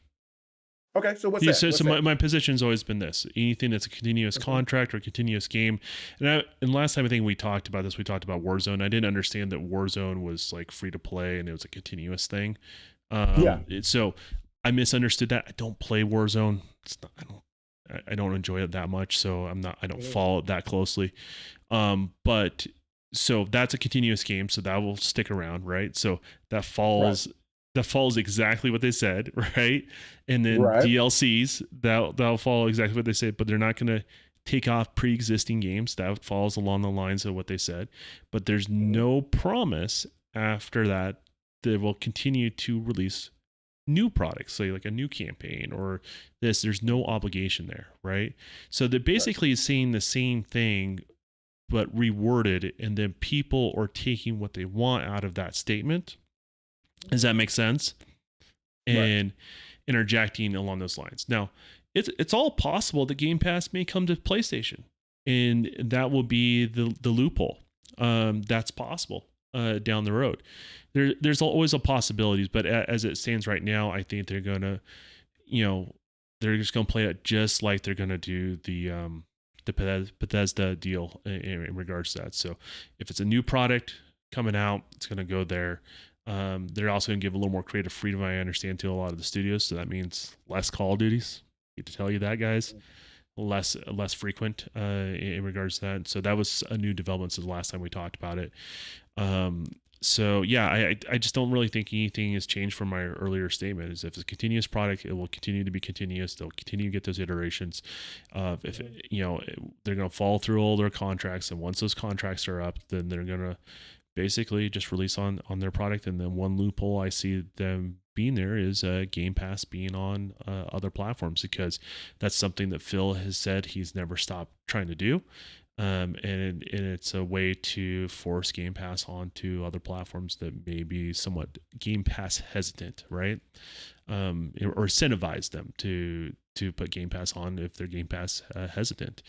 So, it is a big play in regards to that. And I at the end of the day, it just is what it is. It doesn't really affect me one way or the other. You know what I mean? So. All right. So let me read this quote to you. Okay. All right. So, let me make this my point first, and then I'll read the quote. Listen, I just don't ever see Game Pass ever coming on PlayStation. Because at that point, I've said this on the next podcast, I said this on GRG. Mm-hmm. If Game Pass jumps on PlayStation's platform, it is over. Over for who? For PlayStation. It's over. It's over. Yeah. For any, that's it. That is it. Mm-hmm. That's it. Because this is the reason why Sony is making this move now to try to bring out Spartacus, to try to counteract and see if which I don't think it's going to be. It's going to generate buzz, but if they don't put their games in there day and date, it's not going to do anything numbers wise what Game Pass does, right? So like that to me is where Sony is going to bank on like demos and. And how far along will those games that their new IPs will be put on them? Will it be, if it's within, let's say, 90 days, then okay, that's not bad. That's not bad at all. That's worth getting the service, especially if you are a person that just can't get their games day one or whatever the case may be. And then, of course, on top of that, then it's the backwards compatible. I still got questions about the backwards compatibility on that end. Yeah. But but still, the day and date is what makes Game Pass just magical. You know what I'm saying? And just for that fee, and then just on the top of that, everything else that they just sprinkle in there. So if PlayStation decided to do that, they would kill Spartacus instantly, because everybody would be like, man, look, I got my PlayStation. but man, I got that Game Pass too. You know what I'm saying? And Xbox is not tripping if you saying you bought a PlayStation and you got Game Pass. I mean, hey, get your PlayStation PC and Game Pass. It's all good. Xbox is winning on the PC end because you're using Windows software, and they're winning because you're over here spending that $10 to $15 a month. Yeah. So well, I think I mean that's predicting if it is or isn't. I'm just saying like. Oh, no, I'm just saying Microsoft maybe this is another play towards that, right? Where we'll let you do it, but this is how though, right? Like this is the condition of the new agreement going forward. And then that way, if Sony turns them down, they say, well, we try to give you a Game Pass, we try to give it to you real cheap, actually, real cheap. And now you forced our hand. Yeah, I'm sorry, but the deal's still on the table if you guys want. No hard feelings, right? So, and will they take the deal or not? That's a whole nother conversation. And I think your points are valid where it would really affect Sony's bottom line to some degree. Oh, absolutely. For that, but. Yeah, it's interesting for sure. I mean, here's the thing though, like just like I have my predictions and you have probably your predictions on this, guess what? None of the predictions have been proven right or wrong yet with these statements. That's the point that I guess what I'm trying to drive home from. I have my predictions, doesn't mean they're right. Does that make sense? Right. And just like you have your predictions, they're simply predictions. So what I am not going to do, and I've seen good friends of mine do this and stuff like that, I don't think it's wise to gloat over another audience in regards to that. They're your fellow gamer, man. Right? Let's bridle the passion just for a little bit, right? And understand that like they're going through some shit right over there, right? And you don't need to play into that. You just it's a wait and see. Let's see where this goes, right? And I can be wrong, and when I'm wrong, I'll be the first one to admit it. No problem with doing that. I'll admit it and move on, right? But what's your prediction? What do you think they're going to be doing based on this statement? I guess. Okay, well, I think that Xbox will keep COD on PlayStation and will add a streaming. You think indefinitely service? I say for this generation. Yeah. For this generation. Okay, that's your take on it. Okay, yeah. Right. Because I said in the DMs, I said 5 to 10 years, things are definitely going to change because it kind of feeds what you were saying, kind of feeds into what I didn't think of it that way, but I kind of feel like something can have a fallout to where it's like, you know what, maybe Call of Duty could be in a position where there's a game that's now overtaking Call of Duty and Call of Duty just isn't the hot shit like it used to be. And then, Sony is kind of like, you know what? Well, we kind of don't even want this anymore. You know what I'm saying? Because now what their game for a service, if they get a game as a service that hits like Halo or COD, guarantee you they ain't going to care about Call of Duty like that because they're already going to have what they got their replacement that moves the needle for them. Yeah, that's possible for them as well. I mean, the whole Destiny situation, the acquisition partnership. They're coming out with 10 games as a service. That means they're going balls to the wall. They're trying. That means every game that they have, they're gonna have those notes as games as a service in some form or fashion. Oh yes, sir. So that means. It may not be your Uncharted, might not be the Uncharted that you once loved, right? It may be something totally different going forward. Totally different. So it's same though The Last of Us and in the God of Wars, or they may do like, hey, there's the main game and then there's additional content down there. Who knows what the formula is, in regards to that. I'm gonna give Bungie some credit here now. Right. Like I criticize them heavily, but one thing that Bungie does do well at this point is they're a well-oiled machine where they have kind of a cadence to their DLC. Does that make sense? Oh, yeah. That's a little bit more like clockwork in regards to that adds to the game in regards to that. So, as much as I think it's on a downward trend as a game as a whole, and that's where the projection is going, I will give them credit that their DLC comes on a more regular basis in regards to that. So there's something to be learned there too, just like the pipeline of how game is produced and what they plan and how they do the roadmaps of building this stuff out in regards to that. So the Bungie deal, then again, they still way overpaid. We know why, but but that being said, though, I mean, good on them. Good on them. Utilize that deal as much as you possibly can, Sony. Like it really, it's gonna help you. Can't produce no more milk. Just keep it moving. Sure. So no, it was smart for them to do what they had to do, and they also now finally conceded to what to the Xbox standard. Like that's what I was saying. Last week was basically, look, nobody can't keep talking about Sony being the market leader when the market leader keeps following the third place competitor. It's just not. It just doesn't even make sense. Like that mind share is constantly being pushed over to Microsoft in one way, shape, or form, because what they're doing is now the market leader is following it. So it's just a matter of time before that dam breaks, in my opinion. Yeah, I mean, Microsoft's definitely setting the trends as it currently stands right now, as far as business models go, in regards to that. And I think that's honestly something that Microsoft really did. Did you turn off your webcam? Oh no! Something happened. Okay. I heard the boop, boop, but I didn't know what happened. You went blue. Hold on. But yeah. That being said, though, I mean, as far as business models go, Sony is used to the traditional, and Microsoft's been looking at new business models honestly since the beginning of the Xbox One generation.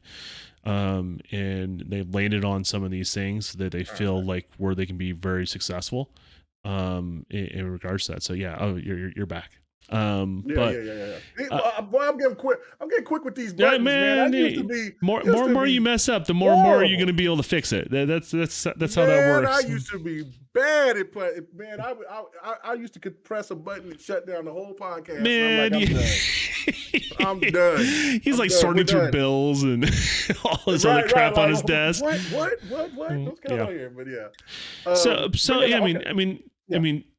question is, there's going to be growth in this space. The question is, what is going to take the gamers and only so much of this games as a service games are going to be successful, right? Like, genres of producing a good quality game and it's a, like a solid campaign, don't leave that on the table, because there's a huge market for that, right?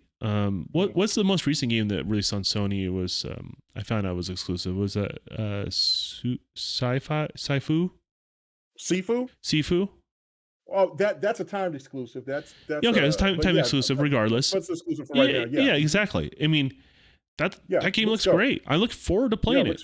Matter of fact, I actually have a copy through Epic, but that's a whole nother story. But I'm gonna play that game for sure. I need some Epic ties here. I mean, you gotta let me talk to Sweeney or somebody. Me and Sweeney don't have each other's numbers, but okay, there's I'll talk to you about some of it off air, but but yeah, when it comes right down to it, is that game looks great, and that's just your typical point A to point B, beginning, middle, and end, and when you do all these games as a service game, you leave yourself open because there is a market for that. Does that make sense? So there's always a market for that. So what is it? Don't go chasing waterfalls. You gotta make sure you don't leave options on the table that people actually really want in regards to that. So we'll see where it all goes in regards to that. And I'm excited to Sony being competitive in this space. I've said this before. I think a lot of Sony fan base will argue they don't need to do this. Sure. But if they want to grow, if they want to grow, I mean, and be relevant, they have to do something. I've already seen them talking about that. This is really great. This is really smart by them. And listen, I you know what? I don't even try to pay attention to the stands now. The PlayStation community themselves, I do pay attention to listen to what they say, but for those people out there, those radicals, no, I just can't. I just can't, because they flip flop, man. They're crazy. Anyway, so Oh, I do want to say this before I get to read the other part of the article, where I think that and get your thoughts on that. Mm-hmm. Is, to me, on this, it is more about who gets there first. And me saying that is, I'm curious can't where play you're going because with this. okay, because Yobi made a really good point. Like, look, those 10 games as a service could all be a fail, or it could be one of those things where you get one or two that just hits and that's it. Mm-hmm. While Xbox, what they already got their games as a service on lock, on Okay. tap. All they need to deliver on those type of single player experiences that people tout about Sony, like the Horizon Zero Dawns, the God of Wars. Like, Xbox has great looking games. Yeah. But the last great looking single player game that you could go back and look at, it wasn't an Xbox exclusive. It was exclusive. I mean, it was Quantum Break, and then you had Rise, right? They haven't had anything like that in that category. That category. Yeah, I got you. Where people, you see what I'm saying? So who will get there first? Will Microsoft? Because I think Microsoft has the easier path, because it's really all about, having, making a single player game. It's structured. It's right there. And boom, you got a beginning, middle, end. You might throw some DLC later on. With Sony, they have to change their whole ideology of what they have been standing for so long, and try to add to that spectrum. And that's something that they have never been really good at.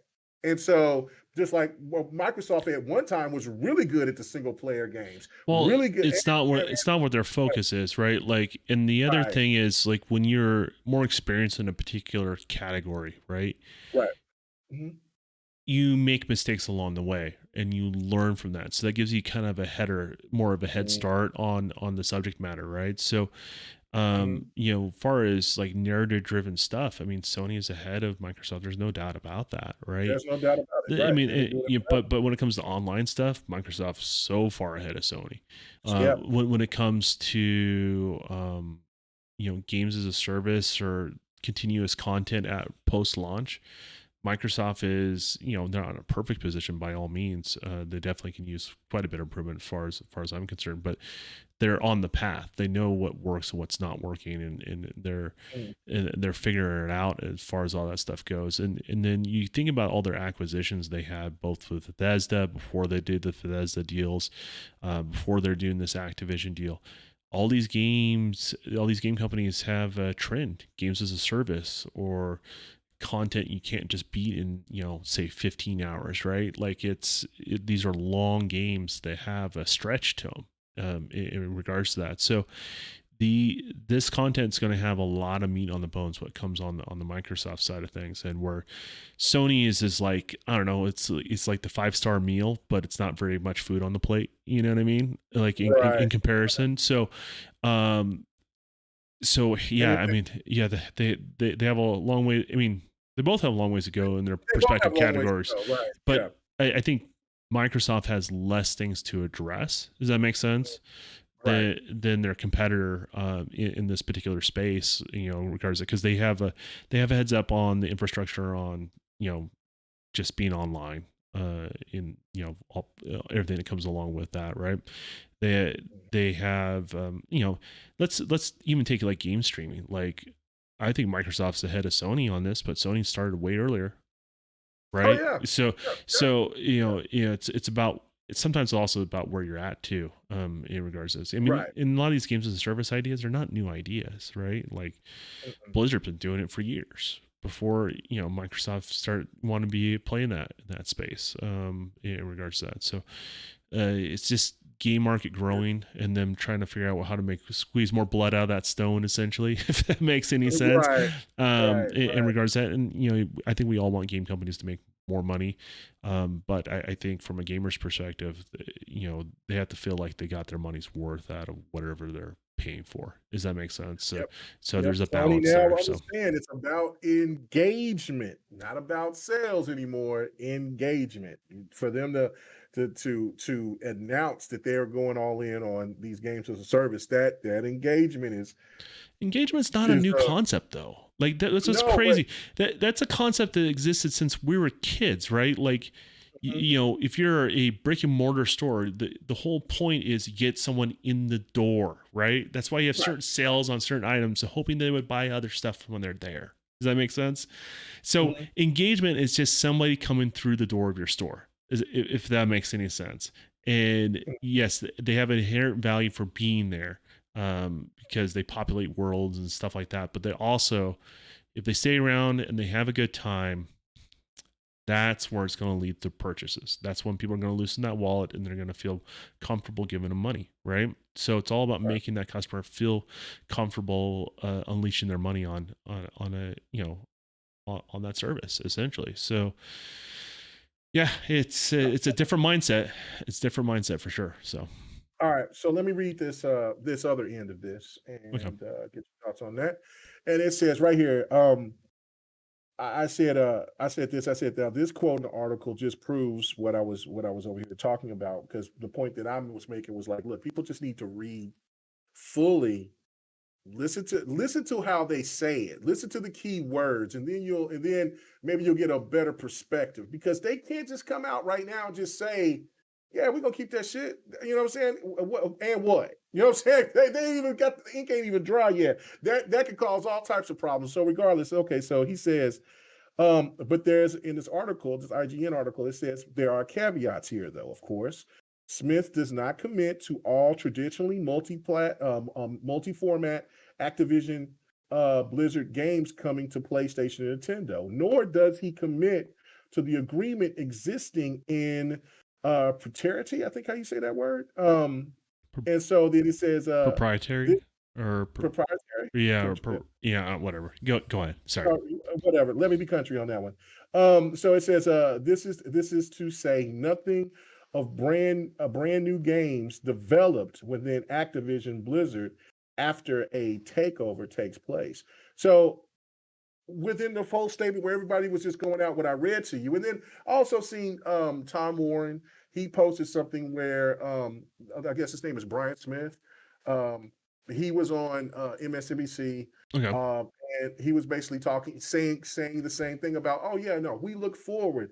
These are what these guys. Yeah, no, we are going to commit to put these games, put the more popular titles on PlayStation, and we're looking to do this for Nintendo. What I just read to you is what he actually said. And so again, they can't come out and scare the market.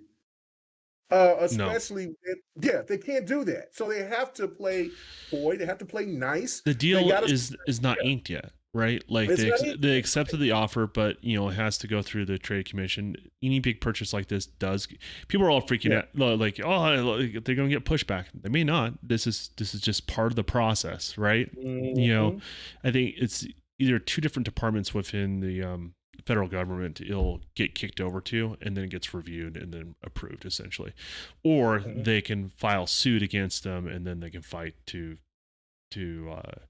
try to make the purchase go through or not, you know, depending on how that goes. So yeah, it's, you know, they leave out key details, right? Like they state a lot, but what people do is they project what they want that to mean. If that makes any sense, and they're leaving a lot of doors open. It can go either way, and that's why I said it's like, don't be celebrating you're right when you don't know yet. You know what I mean? Right.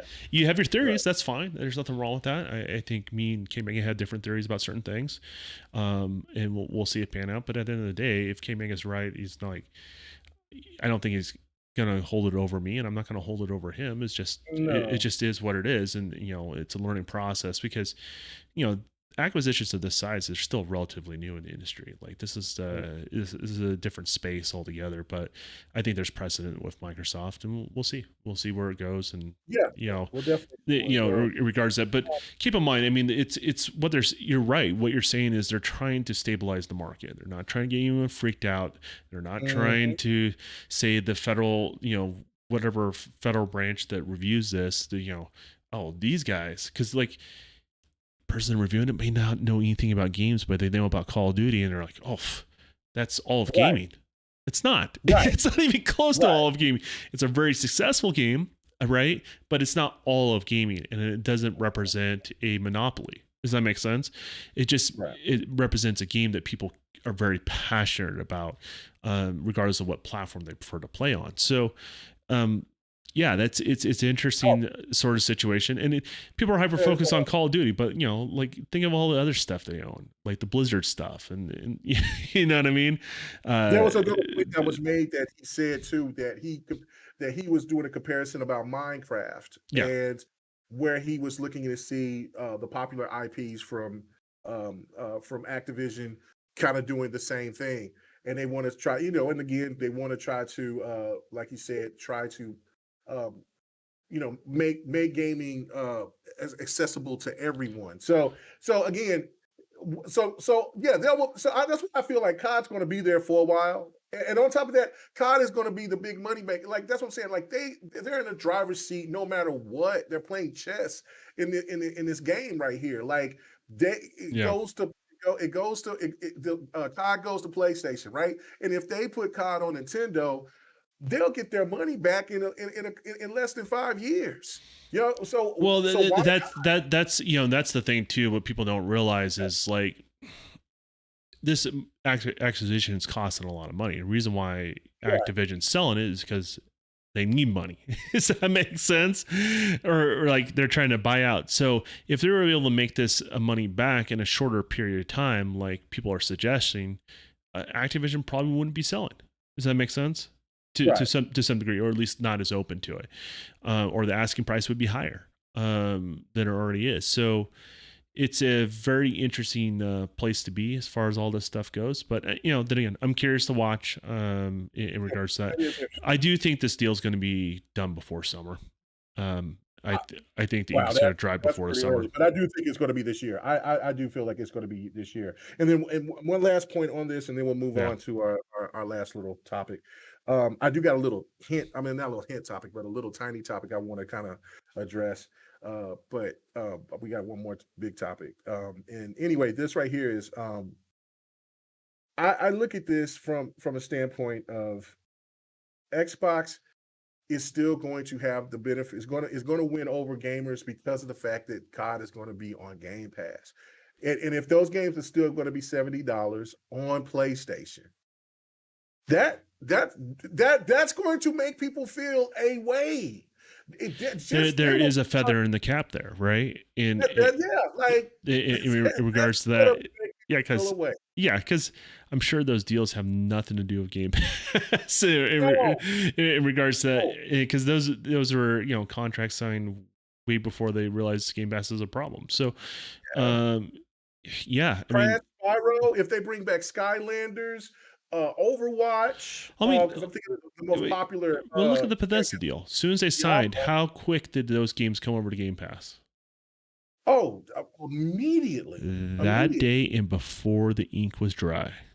Right, and also, they started once the ink was dry. They were like, "Oh yeah, this is exclusive. This is exclusive. This will be exclusive." Mm-hmm. They start changing immediately. Like that's well, they didn't change. They got more specific about what they were talking about, and that's the difference. Right. That's the difference. That's what you're talking about. Like that's you got to listen to what they're saying. You got to listen to what they're saying, but you also have to listen to what words are missing from what they're saying, and then they're going to fill in the gap of what those words are, right? And that's business, right? In regards to that. And here's the thing: people at Microsoft and both Activision, when they're making statements like this, Phil's a smart guy. He's actually a really smart guy. I mean, I haven't hung out with him or anything like that, but I can just tell by the way he talks, the way he's always thinking ahead in regards to that, and he's very tactful in what he says. Mm-hmm. As smart as Phil is, I guarantee you, everything he's saying is going, before he tweets it, it's going in front of a lawyer. Oh, absolutely. Going in front of a lawyer before he tweets. Absolutely. Does that make sense? Absolutely. Or, hey, I got this interview coming up. Once if this subject comes up, what am I allowed to say and what I'm not allowed to say? Mm-hmm. Can I say this? Yes, you can say that. You know what I mean?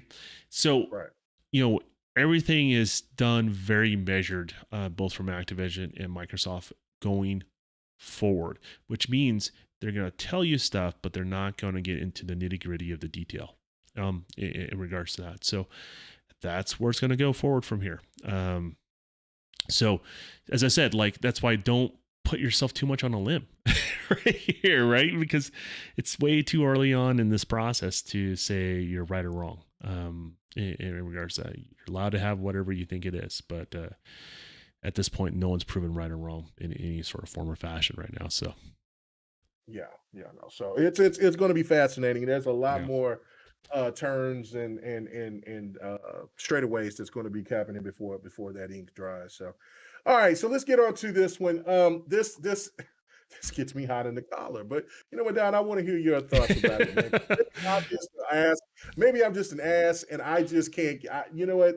I just can't get over. Do you need blood pressure medicine after this one? What? A little bit, a little bit. I'm gonna. The more I talk about it, the more I'm gonna I'm gonna be a little frustrated. But all right, so we don't have Bloody here or other people here that knows how to say these people's names.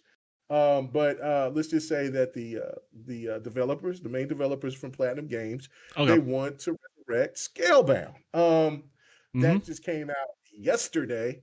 I would want to start up Scalebound after Microsoft's paid $80 billion towards Activision, right? Talk about it. Talk about it. That's what I'm talking about. Or was it 69? I can't remember. Like, anyways, almost $70 billion. Almost right? $70 billion, right? Yeah. Dollars to Microsoft, and be like, oh. Yeah. Hey, Phil, hit up that super chat for, you know what I mean? It's one of those stories. I'm not surprised. Yeah. So in an interview in IGN Japan, Platinum's president and vice president, they came out and they were saying, look, they talked about the cancellation. So now they're taking full responsibility now, like they did it, like I think last year. That was the first time that I heard they're taking ownership of it. So when Microsoft had to take it on the chin, right? Because they didn't want to piss off future relationships with other developers, right? They just had to take it. Now they're owning up to it. Yeah, they're owning up to it now. And interesting. You know what I'm saying? And so now they're saying they are very serious. They would love to work on Scalebound again. Like to discuss it with Microsoft properly. They also added and said the Scalebound's development was far along when it got the axe, and that it was pointless for Microsoft to let the IP languish. You know what I'm saying? They said they would like to appeal to Phil Spencer directly. So let's do this, Phil. And then the first thing that I seen like a couple of days before that is that there was some kind of weird. I can't say weird. I just don't know what kind of place that was or whatever. But there was all these reefs around with different publishers, and they were saying their names. And then there was Platinum Games that were apologizing to Phil Spencer and Microsoft.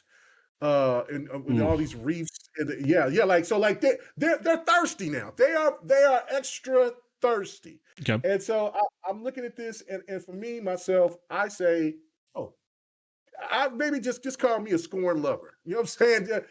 You burned me. You gave me all the hype in the world. Everything that this is where you worked up, right? Yeah, Wait, you were, if I remember correctly, you were at the E3 when they had the pamphlet for Scalebound and then the kiosk for it, and they didn't even have them on. No, right. It was there, but not there. Not there. And so, and people were telling me at that point in time, when I came back home, Rand Arthur was one of them, was that the game was unplayable. Like the game, like it doesn't surprise me. Like I was making the joke saying that the dragon was doing the hammer dance, but you know what I'm saying? But the fact of it was, because it was so broken, but the fact of it was is that nobody got a chance to really play it except a few people, and the game was in such bad shape. That's what kind of led to this whole situation. Well, remember when we're both on next podcast and I predicted that, I think there was like a game, if there's a game that you had to cancel on the Microsoft side, the very first one I said was Scalebound. And the reason why I said that, because I can tell it just wasn't playing correctly the first time it was shown. Does that make sense? And I can tell the next time, even though it looked a little bit better, I'm like, they're not ready for prime time on this game at all in regards to that. And so, and I think honestly, this is an issue of I don't see him ever getting the franchise off the ground. Maybe Phil's a bigger man than me. Like I'll be honest with you. Like yeah. Like he'll be more forgiving than I would in this situation, or I think you would. But I would say in the long run though, like when you sign contracts with, say, a publisher, right, to make a game, a lot of times there's stipulations in those contracts. A certain percentage of your employees is going to be working on this game. Doesn't mean you can't work on other products. Does that make sense? Mm-hmm. But a certain amount of this, so in order to meet your deadlines and things like that, as the game progresses, I have a feeling that they were never hitting their deadlines, from what I can tell, in regards to that. And I think they're robbing staff to work on other projects, which is literally stealing from the purse strings of Microsoft at that point, because they were their biggest cash cow. Working on the Ninja Turtles game, the Transformers game, and then there was it was like three games in regards to that. 3 games, and then Scalebound. Yes. Yeah, Scalebound, and all those games came out, but not Scalebound. Right. Like there's something to be said there, and it's hard to really prove in these sort of situations. But when you miss your deadline several times, people are going to speculate what actually happened there. In regards to that, so Microsoft definitively can't say, "Hey, you're robbing Peter to pay Paul" sort of situations, right? But you're Phil. What assumption would you jump to at that point, right? And so. Yeah, I in Platinum, here's the thing. Platinum makes good games, but their games are hit and miss, right? Like they're inconsistent on the quality that they produce, if that makes any sense. So they make a great product for Nintendo with Bayonetta, but then again, you look at, like, there's a game that's going to be coming out on PlayStation called Babylon Fall. Nobody's not talking about that game. Yeah, and we don't even know if they're hit and miss. They're hit and miss. If I was going to buy a Japanese company, that would not be the company I would buy. No. And doesn't mean they can't make good products. They can. They're capable, right? But you imagine, like, you want to buy a company that you're not going to have to constantly micromanage, right? And I feel like that's a company you would have to constantly micromanage to get the product that you're looking for out of them. At least time and time has proven again, like they're capable, but you have to make sure you're on top of them, make sure they're doing the right thing. So, yeah, I don't know. And I think that's the name of the studio I'm looking for. The only way that I could, if Microsoft decided to acquire them, which I don't see at all, but if they did, the only way that, if I was Phil Spencer, or if I was the CEO of Xbox, I would sit here and I would merge them with Tango GameWorks. I can see that, because that, I know that person, the lead guy there, is going to make some good work. So I don't know about you, but you would have to make similar changes like you're doing at Activision, right? You have to clean some house over there. Yeah, right. And so then the question is, once you cut off all the fat, how much meat's left over, right? Yeah. So, I just don't think they're worth it. And it sounds like a jerk thing to say, but because they would give the type of games that Xbox needs with Japanese titles.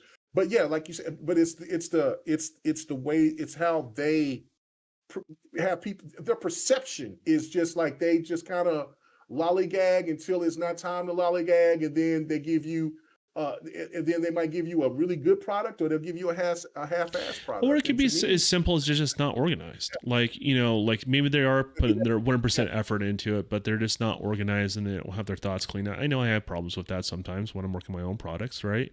But then I have to make a course correction and get my shit together in regards to that. So it's easy for me to say because I'm one man team right now, right? But when you have a group of people and they're all over the place and the pipeline's all gummed up, I don't know. I don't think they're just too risky of a purchase. They're too risky of basically. And let's say you don't buy them. Say you you basically do the third party thing again to make the product. How are you going to sell Microsoft on the idea of Scalebound that had to be canceled when you have all the studios they have now? Right? Thank you. You're not competing with 343 and Coalition that hasn't put out a game and churned 10 studios anymore. That's not the Microsoft you're talking to anymore. You're talking about the Microsoft that not only has money, but the resources with talent that's out there, right? So if they want to make an Americanized version of what the Scalebound was, they can. There's nothing stopping them. Nothing stopping them. And they wouldn't have to spend any more additional money in order to do that outside of just developing a game. You know what I mean? So, yeah, there's more viable Japanese companies out there if you're going to spend the money. And I think I would say safer returns on your investment than Platinum in regards to that. So, just safer but they could returns. Probably get, but they probably, if they could, like, I mean, that's the whole hypothetical. If Platinum wanted to get acquired, and if Microsoft was looking to acquire Platinum, the point of the matter, I think that they would go cheap.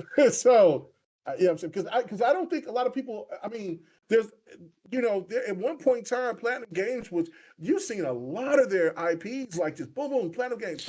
Well, they're originally branched off from Capcom. Oh, that's right. Right. So it was one of the head guy that I think always kind of puts his foot in it. Just call it that. Right. Steps in it all the time. He was a super talented person. Like, he still is super talented, to be honest with you.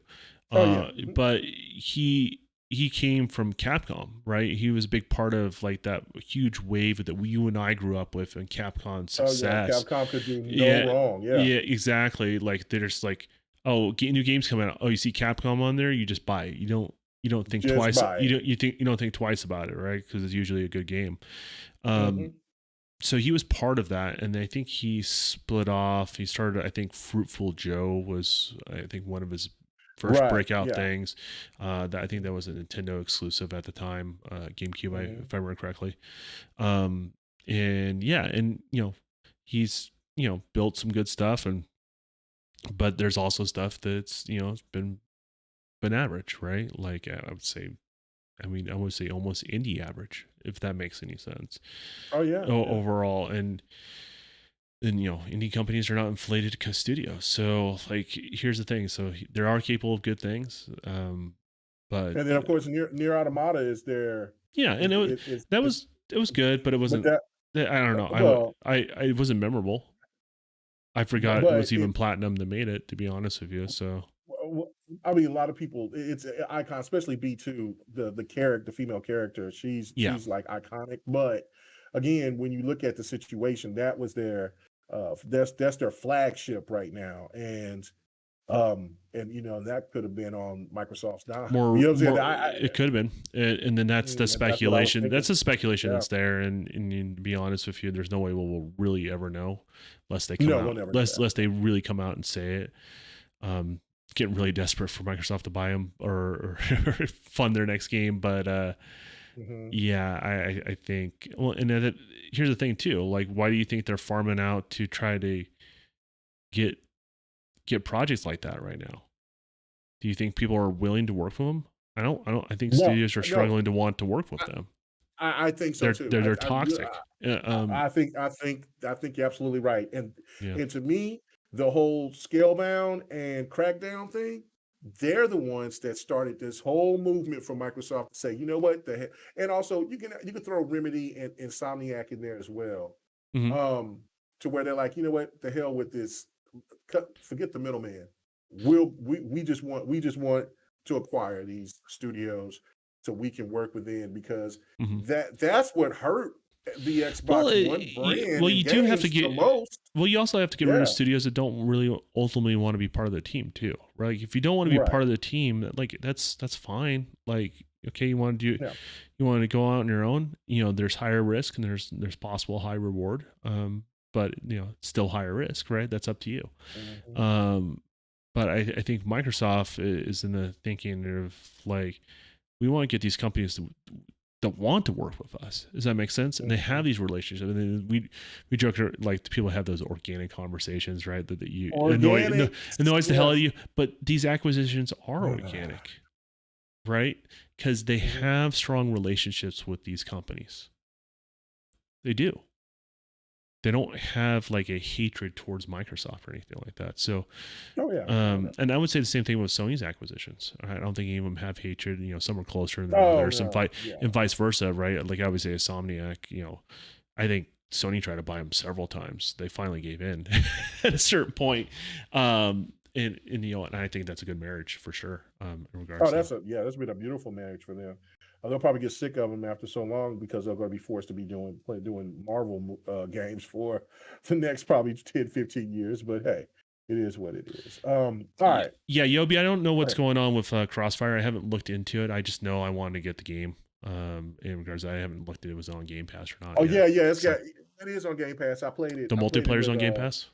Yeah. The whole game is on multi. If you buy the $25 version, you get the whole game. If you just download it to play the game, it is the multiplayer, and then you would have to buy the single player. Okay, separately. That's where I made the mistake. I thought I was buying the single player, but I bought the season pass for the multiplayer. Now I will say, well, you're set though.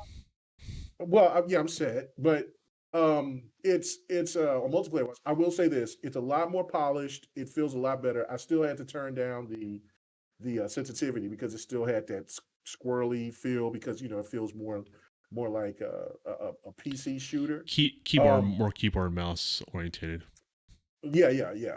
But compared to what we played, like what was about 2 years ago, it's polished really well. It feels good. It feels really good. And what's really crazy is that like because the modern plays like Call of Duty, the classic plays like oh my goodness, what is that game that's really, really popular on PC?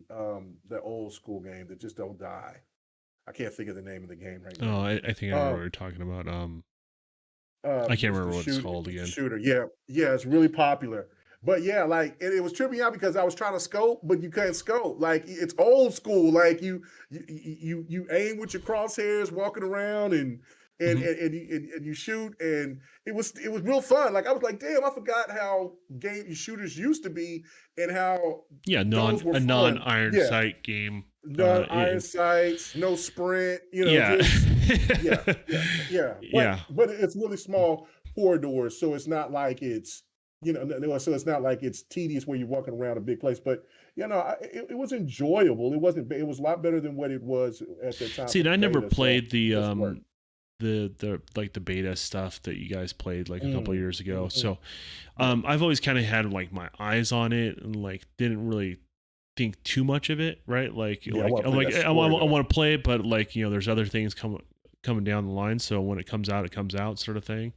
And then it snuck up on us. It's on February. I mean, there wasn't much advertisement around it, but and a lot of people was wondering why Microsoft haven't advertised it, and that is a little odd. Like, I mean, it's not a really big title to just come out and say, oh, blah blah blah blah, like the other titles that's out. But I mean, to me, it's bigger than Sifu, and I mean, and Sifu got advertised out of the wazoo. So I mean, that's a little odd. That marketing blitz, there's a marketing blitz around Sifu where they're just like, all right, now it's time to market. Like 2 days before, we'll just push all this content out, and so pretty crazy. Yeah, it's cool. I'm definitely going to check it out for sure. It's definitely high on my list. So all right, so last and before we get out of here, and this is for our boy Xbox448. I don't know how I feel about this yet. What? I will find out, but I don't know. It says okay, so it says that the next Assassin's Creed is leaked. And it says I've heard this. Yeah, codename Rift. Originally a Valhalla DLC, morphed into a full game. It stars Basim, which if you beat the story, then you would understand why Basim in Assassin's Creed Valhalla could possibly. Well, which was always going to be in the sequel anyways. They set that up. Right. They set it up. Well, Yes. for the people who haven't beat it yet. So, Yeah. okay. Smaller in scope than recent games, not a massive open world RPG, focusing instead more on stealth, coming out in 2023. Not excited. Not excited at all. I'm in if it comes out. In regards to, but you say you're not excited. I'm all into these new stories of Assassin's Creed. But you know what? I mean, there was a reason why I didn't play the Assassin's Creed from way back in the days. Like, I mean, they were, the first one just turned me completely off. I never played another one until what was that? Unity. But then Unity was broken, and so then I stayed away, and then came Syndicate, played Syndicate on PC, and I'm like, oh, this is dope. Did you like Unity and Syndicate? I did love Syndicate. I love Syndicate and I did like Unity. Yeah, I beat Unity last year. This is the description when they describe that, right? I think of Unity and Syndicate because that would fit that description. If it's like Syndicate and Unity, I'm with it. But I didn't have to sneak around all that much. I mean, I snuck around, but I still got down and did some fighting and jumped in and wanted to kick ass. I mean, no, it wasn't as broad as it wasn't Witcher-esque as the last three Assassin's Creed. Well, they're really Witcher-esque. I mean, they were more focused on the traversal in and out. Right. Be able to take people in and out. There was a skill tree that you built up in regards to all that sort of stuff. So, and I've said this before. I want both. I'm greedy. I want the traditional Assassin's Creed, but doesn't mean I hate this newer style too as well, right? I actually like it. It's like Assassin's Creed Light is the best way I would describe it, but there's a lot of content on that sort of stuff. So yeah, I'm totally into it if it's more rewards more of the stealth focus of things, because you can do stealth in this game too, right? Like that it is an option, but the thing is you have to build up your skill tree to really take advantage of it. Does that make sense? You can't just go you can't go behind them and do like the knife stab in the neck and then also it gets the insta kill. It's not that. It doesn't reward you like that, right? Like if you don't have that skill tree built up, you only get like, you say, a third of a life bar depending on what the level is the person you're trying to assassinate. Does that make sense? Or they block you altogether. So I can see them doing something along, a little bit of a throwback, but it doesn't mean they've totally abandoned all the new stuff in regards to that. So we'll see. I think they went all in on this DLC for Ragnarok, and so I'm really, really excited about that. I can't wait to jump on that. And then for this one, I will, because I know it'll stick with the story. I will give it an opportunity, but maybe not a day one thing for me. Because if it's going to be slower pace, I gotta do. What I'm saying, I like what I like, and I'm not gonna, and I'll just have to just skip on it, and if hopefully that they'll go back to the weather. Because listen, I don't know. I mean, these games have been highly successful since they made the change, numbers wise. So. And then look, man, that combat in Valhalla was absolutely epic. Like, you're gonna take that away from me? So I don't necessarily will take that away from you, but I hope they don't. I don't think but I think they're gonna, you can do that and also be more rewarding to the stealth aspect of it. Does that make sense? Yeah. In regards to then again, we'll see where it goes from there. It sounds like an Assassin's Creed wish list more than an actual leak, if that makes any sense. It sounds like Xbot said, this is what I want, and then there's other people who think the same way, and someone lets it out as a leak. But I haven't heard any rumors to the contract in regards to that. I have. As far as I understand, I think Assassin's Creed is coming out this year. Just to be clear, I think it is coming out this year. New Assassin's Creed this year. Well, I mean, wow. Yeah. So that would be something I would say I feel very confident in that. We'll see where it goes. Because we're going into the 2-year mark, right? Yeah. Oh yeah, that's right. Because it came out in 2020. Valhalla came out in 2020. Yeah, Okay, so yeah, I can definitely see that. I can yeah, definitely see that. yeah. So I mean, I And see that happen. Valhalla is the last. And Valhalla is the last. I mean, Ragnarok is the last of the DLC that they promised. the DLC. Okay, I Yeah. got you. So yeah, they're along those lines. But as I said, I think there's a market for both, right? Like, just because you want to do some couple stealth versions of the game, you shouldn't abandon the other aspect too as well, because I think they're onto something on both of them, if that makes any sense. If you can have both, why not have both?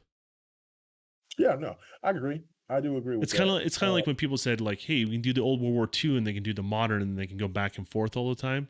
That was a brilliant idea amongst gamers, because some people like the old stuff and some people like the new stuff, right? Right. But they didn't do it. They didn't do it quite like that, and then they kind of shot themselves in the foot long term. And I think Ubisoft has a potential for that particular situation here too. So Okay. All right. We'll see.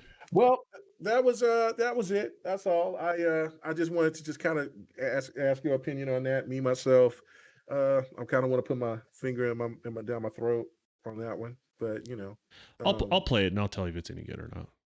Yeah. I'll watch gameplay. I'll go watch gameplay, and if it looks, what I'm saying. Because listen, I like Unity. I thought Unity was really good. I love Syndicate, but I did really like Unity. I didn't think I would like Unity, and next thing you know, I did all the DLC and beat it. The story was great. I really did like it. But Unity is more stealth focused, right? But like you had the leveling up, and like you do the things where you're stealth, but in the middle of the crowd thing where you wander through and you see two. Like I loved it when I was all leveled up and you would do like the double like knife stab into two guards, or you come down from above and you take out two at once and then run off and stuff like that.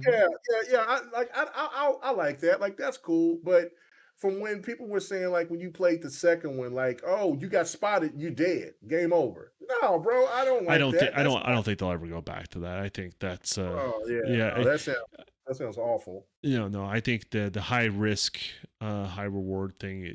I think they hit the sweet spot with Unity and with Syndicate. To be honest with you, so. Okay, all right. Well, if it's like that, somebody likes the stealth and likes the other, right? If you ask me where they were at the pinnacle as far as the stealth goes, it was Unity and it was Syndicate. Okay. All right. So if they build upon that, they're good. Flag. I need to throw that into the combat was really good in Black Flag. I played I played I think 30 minutes and I was like, okay. But the Black Flag had the problem of like the same thing I didn't like about Odyssey, a lot of sailing to nowhere to get to do something. Does that make sense? That kind of drove me nuts, and so I didn't like Black Flag for that reason all that much. But when you would get into the battles and you would fight people, like you would use the environment, you would jump off, like you would push off against like do a wall run, and then like traversal over, and then you'd be behind somebody, and then you would stab them, that sort of thing. Oh, that's kind of cool. Yeah, so they had a lot of like, they really thought about the swashbuckling aspect of the combat, but in a small corridor type situation where you use your environment more. And the environment is a weapon. So a lot of that stuff I missed from Black Flag, but the story was good actually. It's just, man, it just took so long to get from place to place. I lost interest. Yeah, that's what killed it for me. The flow. That's what kind of makes me afraid of going back to the older Assassin's Creed, because everybody talks about what is it, Ezio, I think, whatever. I mean, and his storyline is really great, but I don't want to do all that traveling for nothing. Like, I mean, if I'm traveling to get there, that's fine. But if there's not a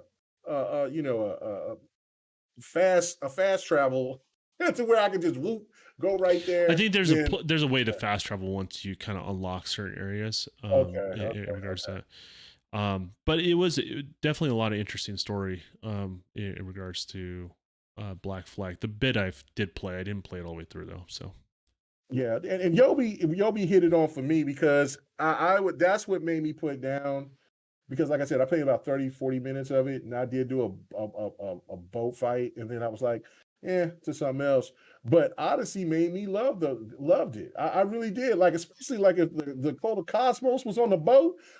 We had all different types of cool ways. And especially, I would love to try to get it to where I can have the sharks eat their ass, like so I can knock them off, let the sharks, or burn it to where he had no choice but to jump off into the water where the sharks was. I loved it, but yeah, but I mean, teach their own. All right, man, let's get out of here, man. I want to play something. You know what my heart is telling me to jump on is jump on this Yakuza. I started the second one just to see. Yeah. I started the second one just to see what the like how it start off, and then I caught myself playing 3 hours of it, and I was like, when the first hour, the story just completely just went left, not in a bad way, but like what? Like, dude had everything positioned for him, and then next thing you know, he's in prison for a crime he didn't commit. And so like I'm invested. I ain't gonna even lie, I'm invested. You're in already. I gotcha. I'm in. The goofy stuff is annoying. The story is absolutely fire. Like so. And so I went through it when I was doing all the goofy stuff, and I was like, you know what? I don't even want to do any more goofy stuff. I just want to kind of finish up. So I ended up in close to 70 hours, and it was done. So, and they said that that's the longest one. So that's all right with me. The only thing I did want to do was get my I want to get my call girls up so I can go and I can do makeovers to some of the ones that wasn't so cute. So I can go ahead and I can make more money. Yeah, let's end this podcast before you go too far here. You're in dangerous territory there, my man. Oh man. Anyway, so all right, everybody, really fun. We did this. We normally would be doing this next week, but because Don has some things he has to do, I think he's got his he's about to go find his best friend, the Cambodian yak. Go get some Cambodian yak milk. He's gonna fly his Utah Eagle out there. He's not taking a plane, and he's gonna bald eagle covered in cheese. Covered in cheese. Nothing more American than that. All right. So. Oh my God! Yeah. This is going way left. Everybody have with Don. Where can they find you at, man? Hey, man, the best thing to do is follow me on Twitter, the Don_KTR. If you want to follow where I stream, you'll find those links even for this podcast that we're doing live on there. Or my YouTube channel is up and going, which is the Don KTR in regards to that. So I did drop a Halo video. It's along actually the same subject line of what we're talking about today here on the podcast. And I'm just working on getting the quality of that stuff better and better in regards to that. And I plan on at least releasing a video once a month on there. That's the current plan, and then as I get enough videos backlog, we'll release more content as the year goes on. So, yes, sir. As for me, you'll catch me on the next podcast tomorrow night on Xbox 448's channel, and then after that, Friday night, the GRG podcast, a sober GRG podcast. I apologize for the last hour and 40 minutes of that podcast. I had to delete it, man. I had to delete it and just repost it again. Like I was like, I didn't even listen to all of it. I went and I listened about 2 minutes, and I was I'm cooking meat. So I said, Lord have mercy. I don't even know what's going on here. Delete. What we need to do for GRG, right? There needs to be like a super chat or something along the lines. You know, every time you get a super chat, you have to take a drink. Oh no! No! Yes. I'm already now. No. We got to do this. Every time you get a super chat, you have to take a drink, man. No, we had. You know what I'm saying? No, we had some really fun guests on, and I hate like, well, you know, I explain my situation, why I sit there and I tip that bottle a little bit too hard, you know, but. I'll explain it on GRG Friday, but yeah, no, I don't want to be sloshed like that. That was bad. Listen here, and then here's the next game plan is then you'll edit your next one, and then the unedited version is going to be on your Patreon. What'd you say? So here's the game plan. Every time someone does a super chat, you take a drink. Yeah. And it gets a little too wild. After you edit it, you take the unedited version and you put that on Patreon. Oh, yeah. Okay. That well, it's gonna happen for a very long time. It's as Yobi said right there. He says, last GRG was wild, but he says, but please, when you have someone on a short timetable, let them go first. Well, I did let old dude go. He said he decided he wanted to stay. Neo wanted to stay. Neo Spark wanted to stay because the conversation was so good. But again, I was already starting to get sloshed. And so I might have did kind of keep him there, but he decided because I was like, man, because I remember me asking him, saying, look, I know you got to go. And he was like, no, I'm good. I got 30 more minutes. So he was enjoying the conversation. It was just afterwards. I felt bad for my boy Zobi70 and for Xbox University. Like Xbox, see, I didn't even know that I was on that long. So it was my fault. I did apologize to him, but and Zobi will be back on this week. And we also got another guest too. But That's again, good.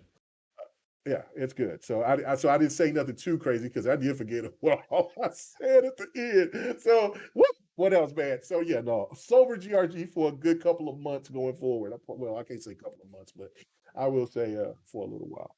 Anyway, thank you guys so much for hanging out with us. And yeah, check out the GRG podcast every Friday night, 7 p.m. So I said 7. See, I said the East Coast first. Hi, damn. No, that's not. No, it's 6 p.m. Pacific time, 9 p.m. Eastern time, and it's 8 p.m. And I'm drinking water, so you already tell you I'm tired as hell. 8 p.m. Central time. So all right, there we go. Fight night Sundays. Don will be streaming most likely. Well, I don't know about this weekend, but man, I'm gonna be shooting guns and writing things with more than one wheel on them, and I'm gonna have a good old boy time when far as all that stuff goes, exploding stuff, that sort of thing, blowing up old gold mines. It's gonna be a rootin' tootin' time for sure. So, we done. We out of here on that one. all right, man. We're calling it later, guys. Good night, man. Thank you.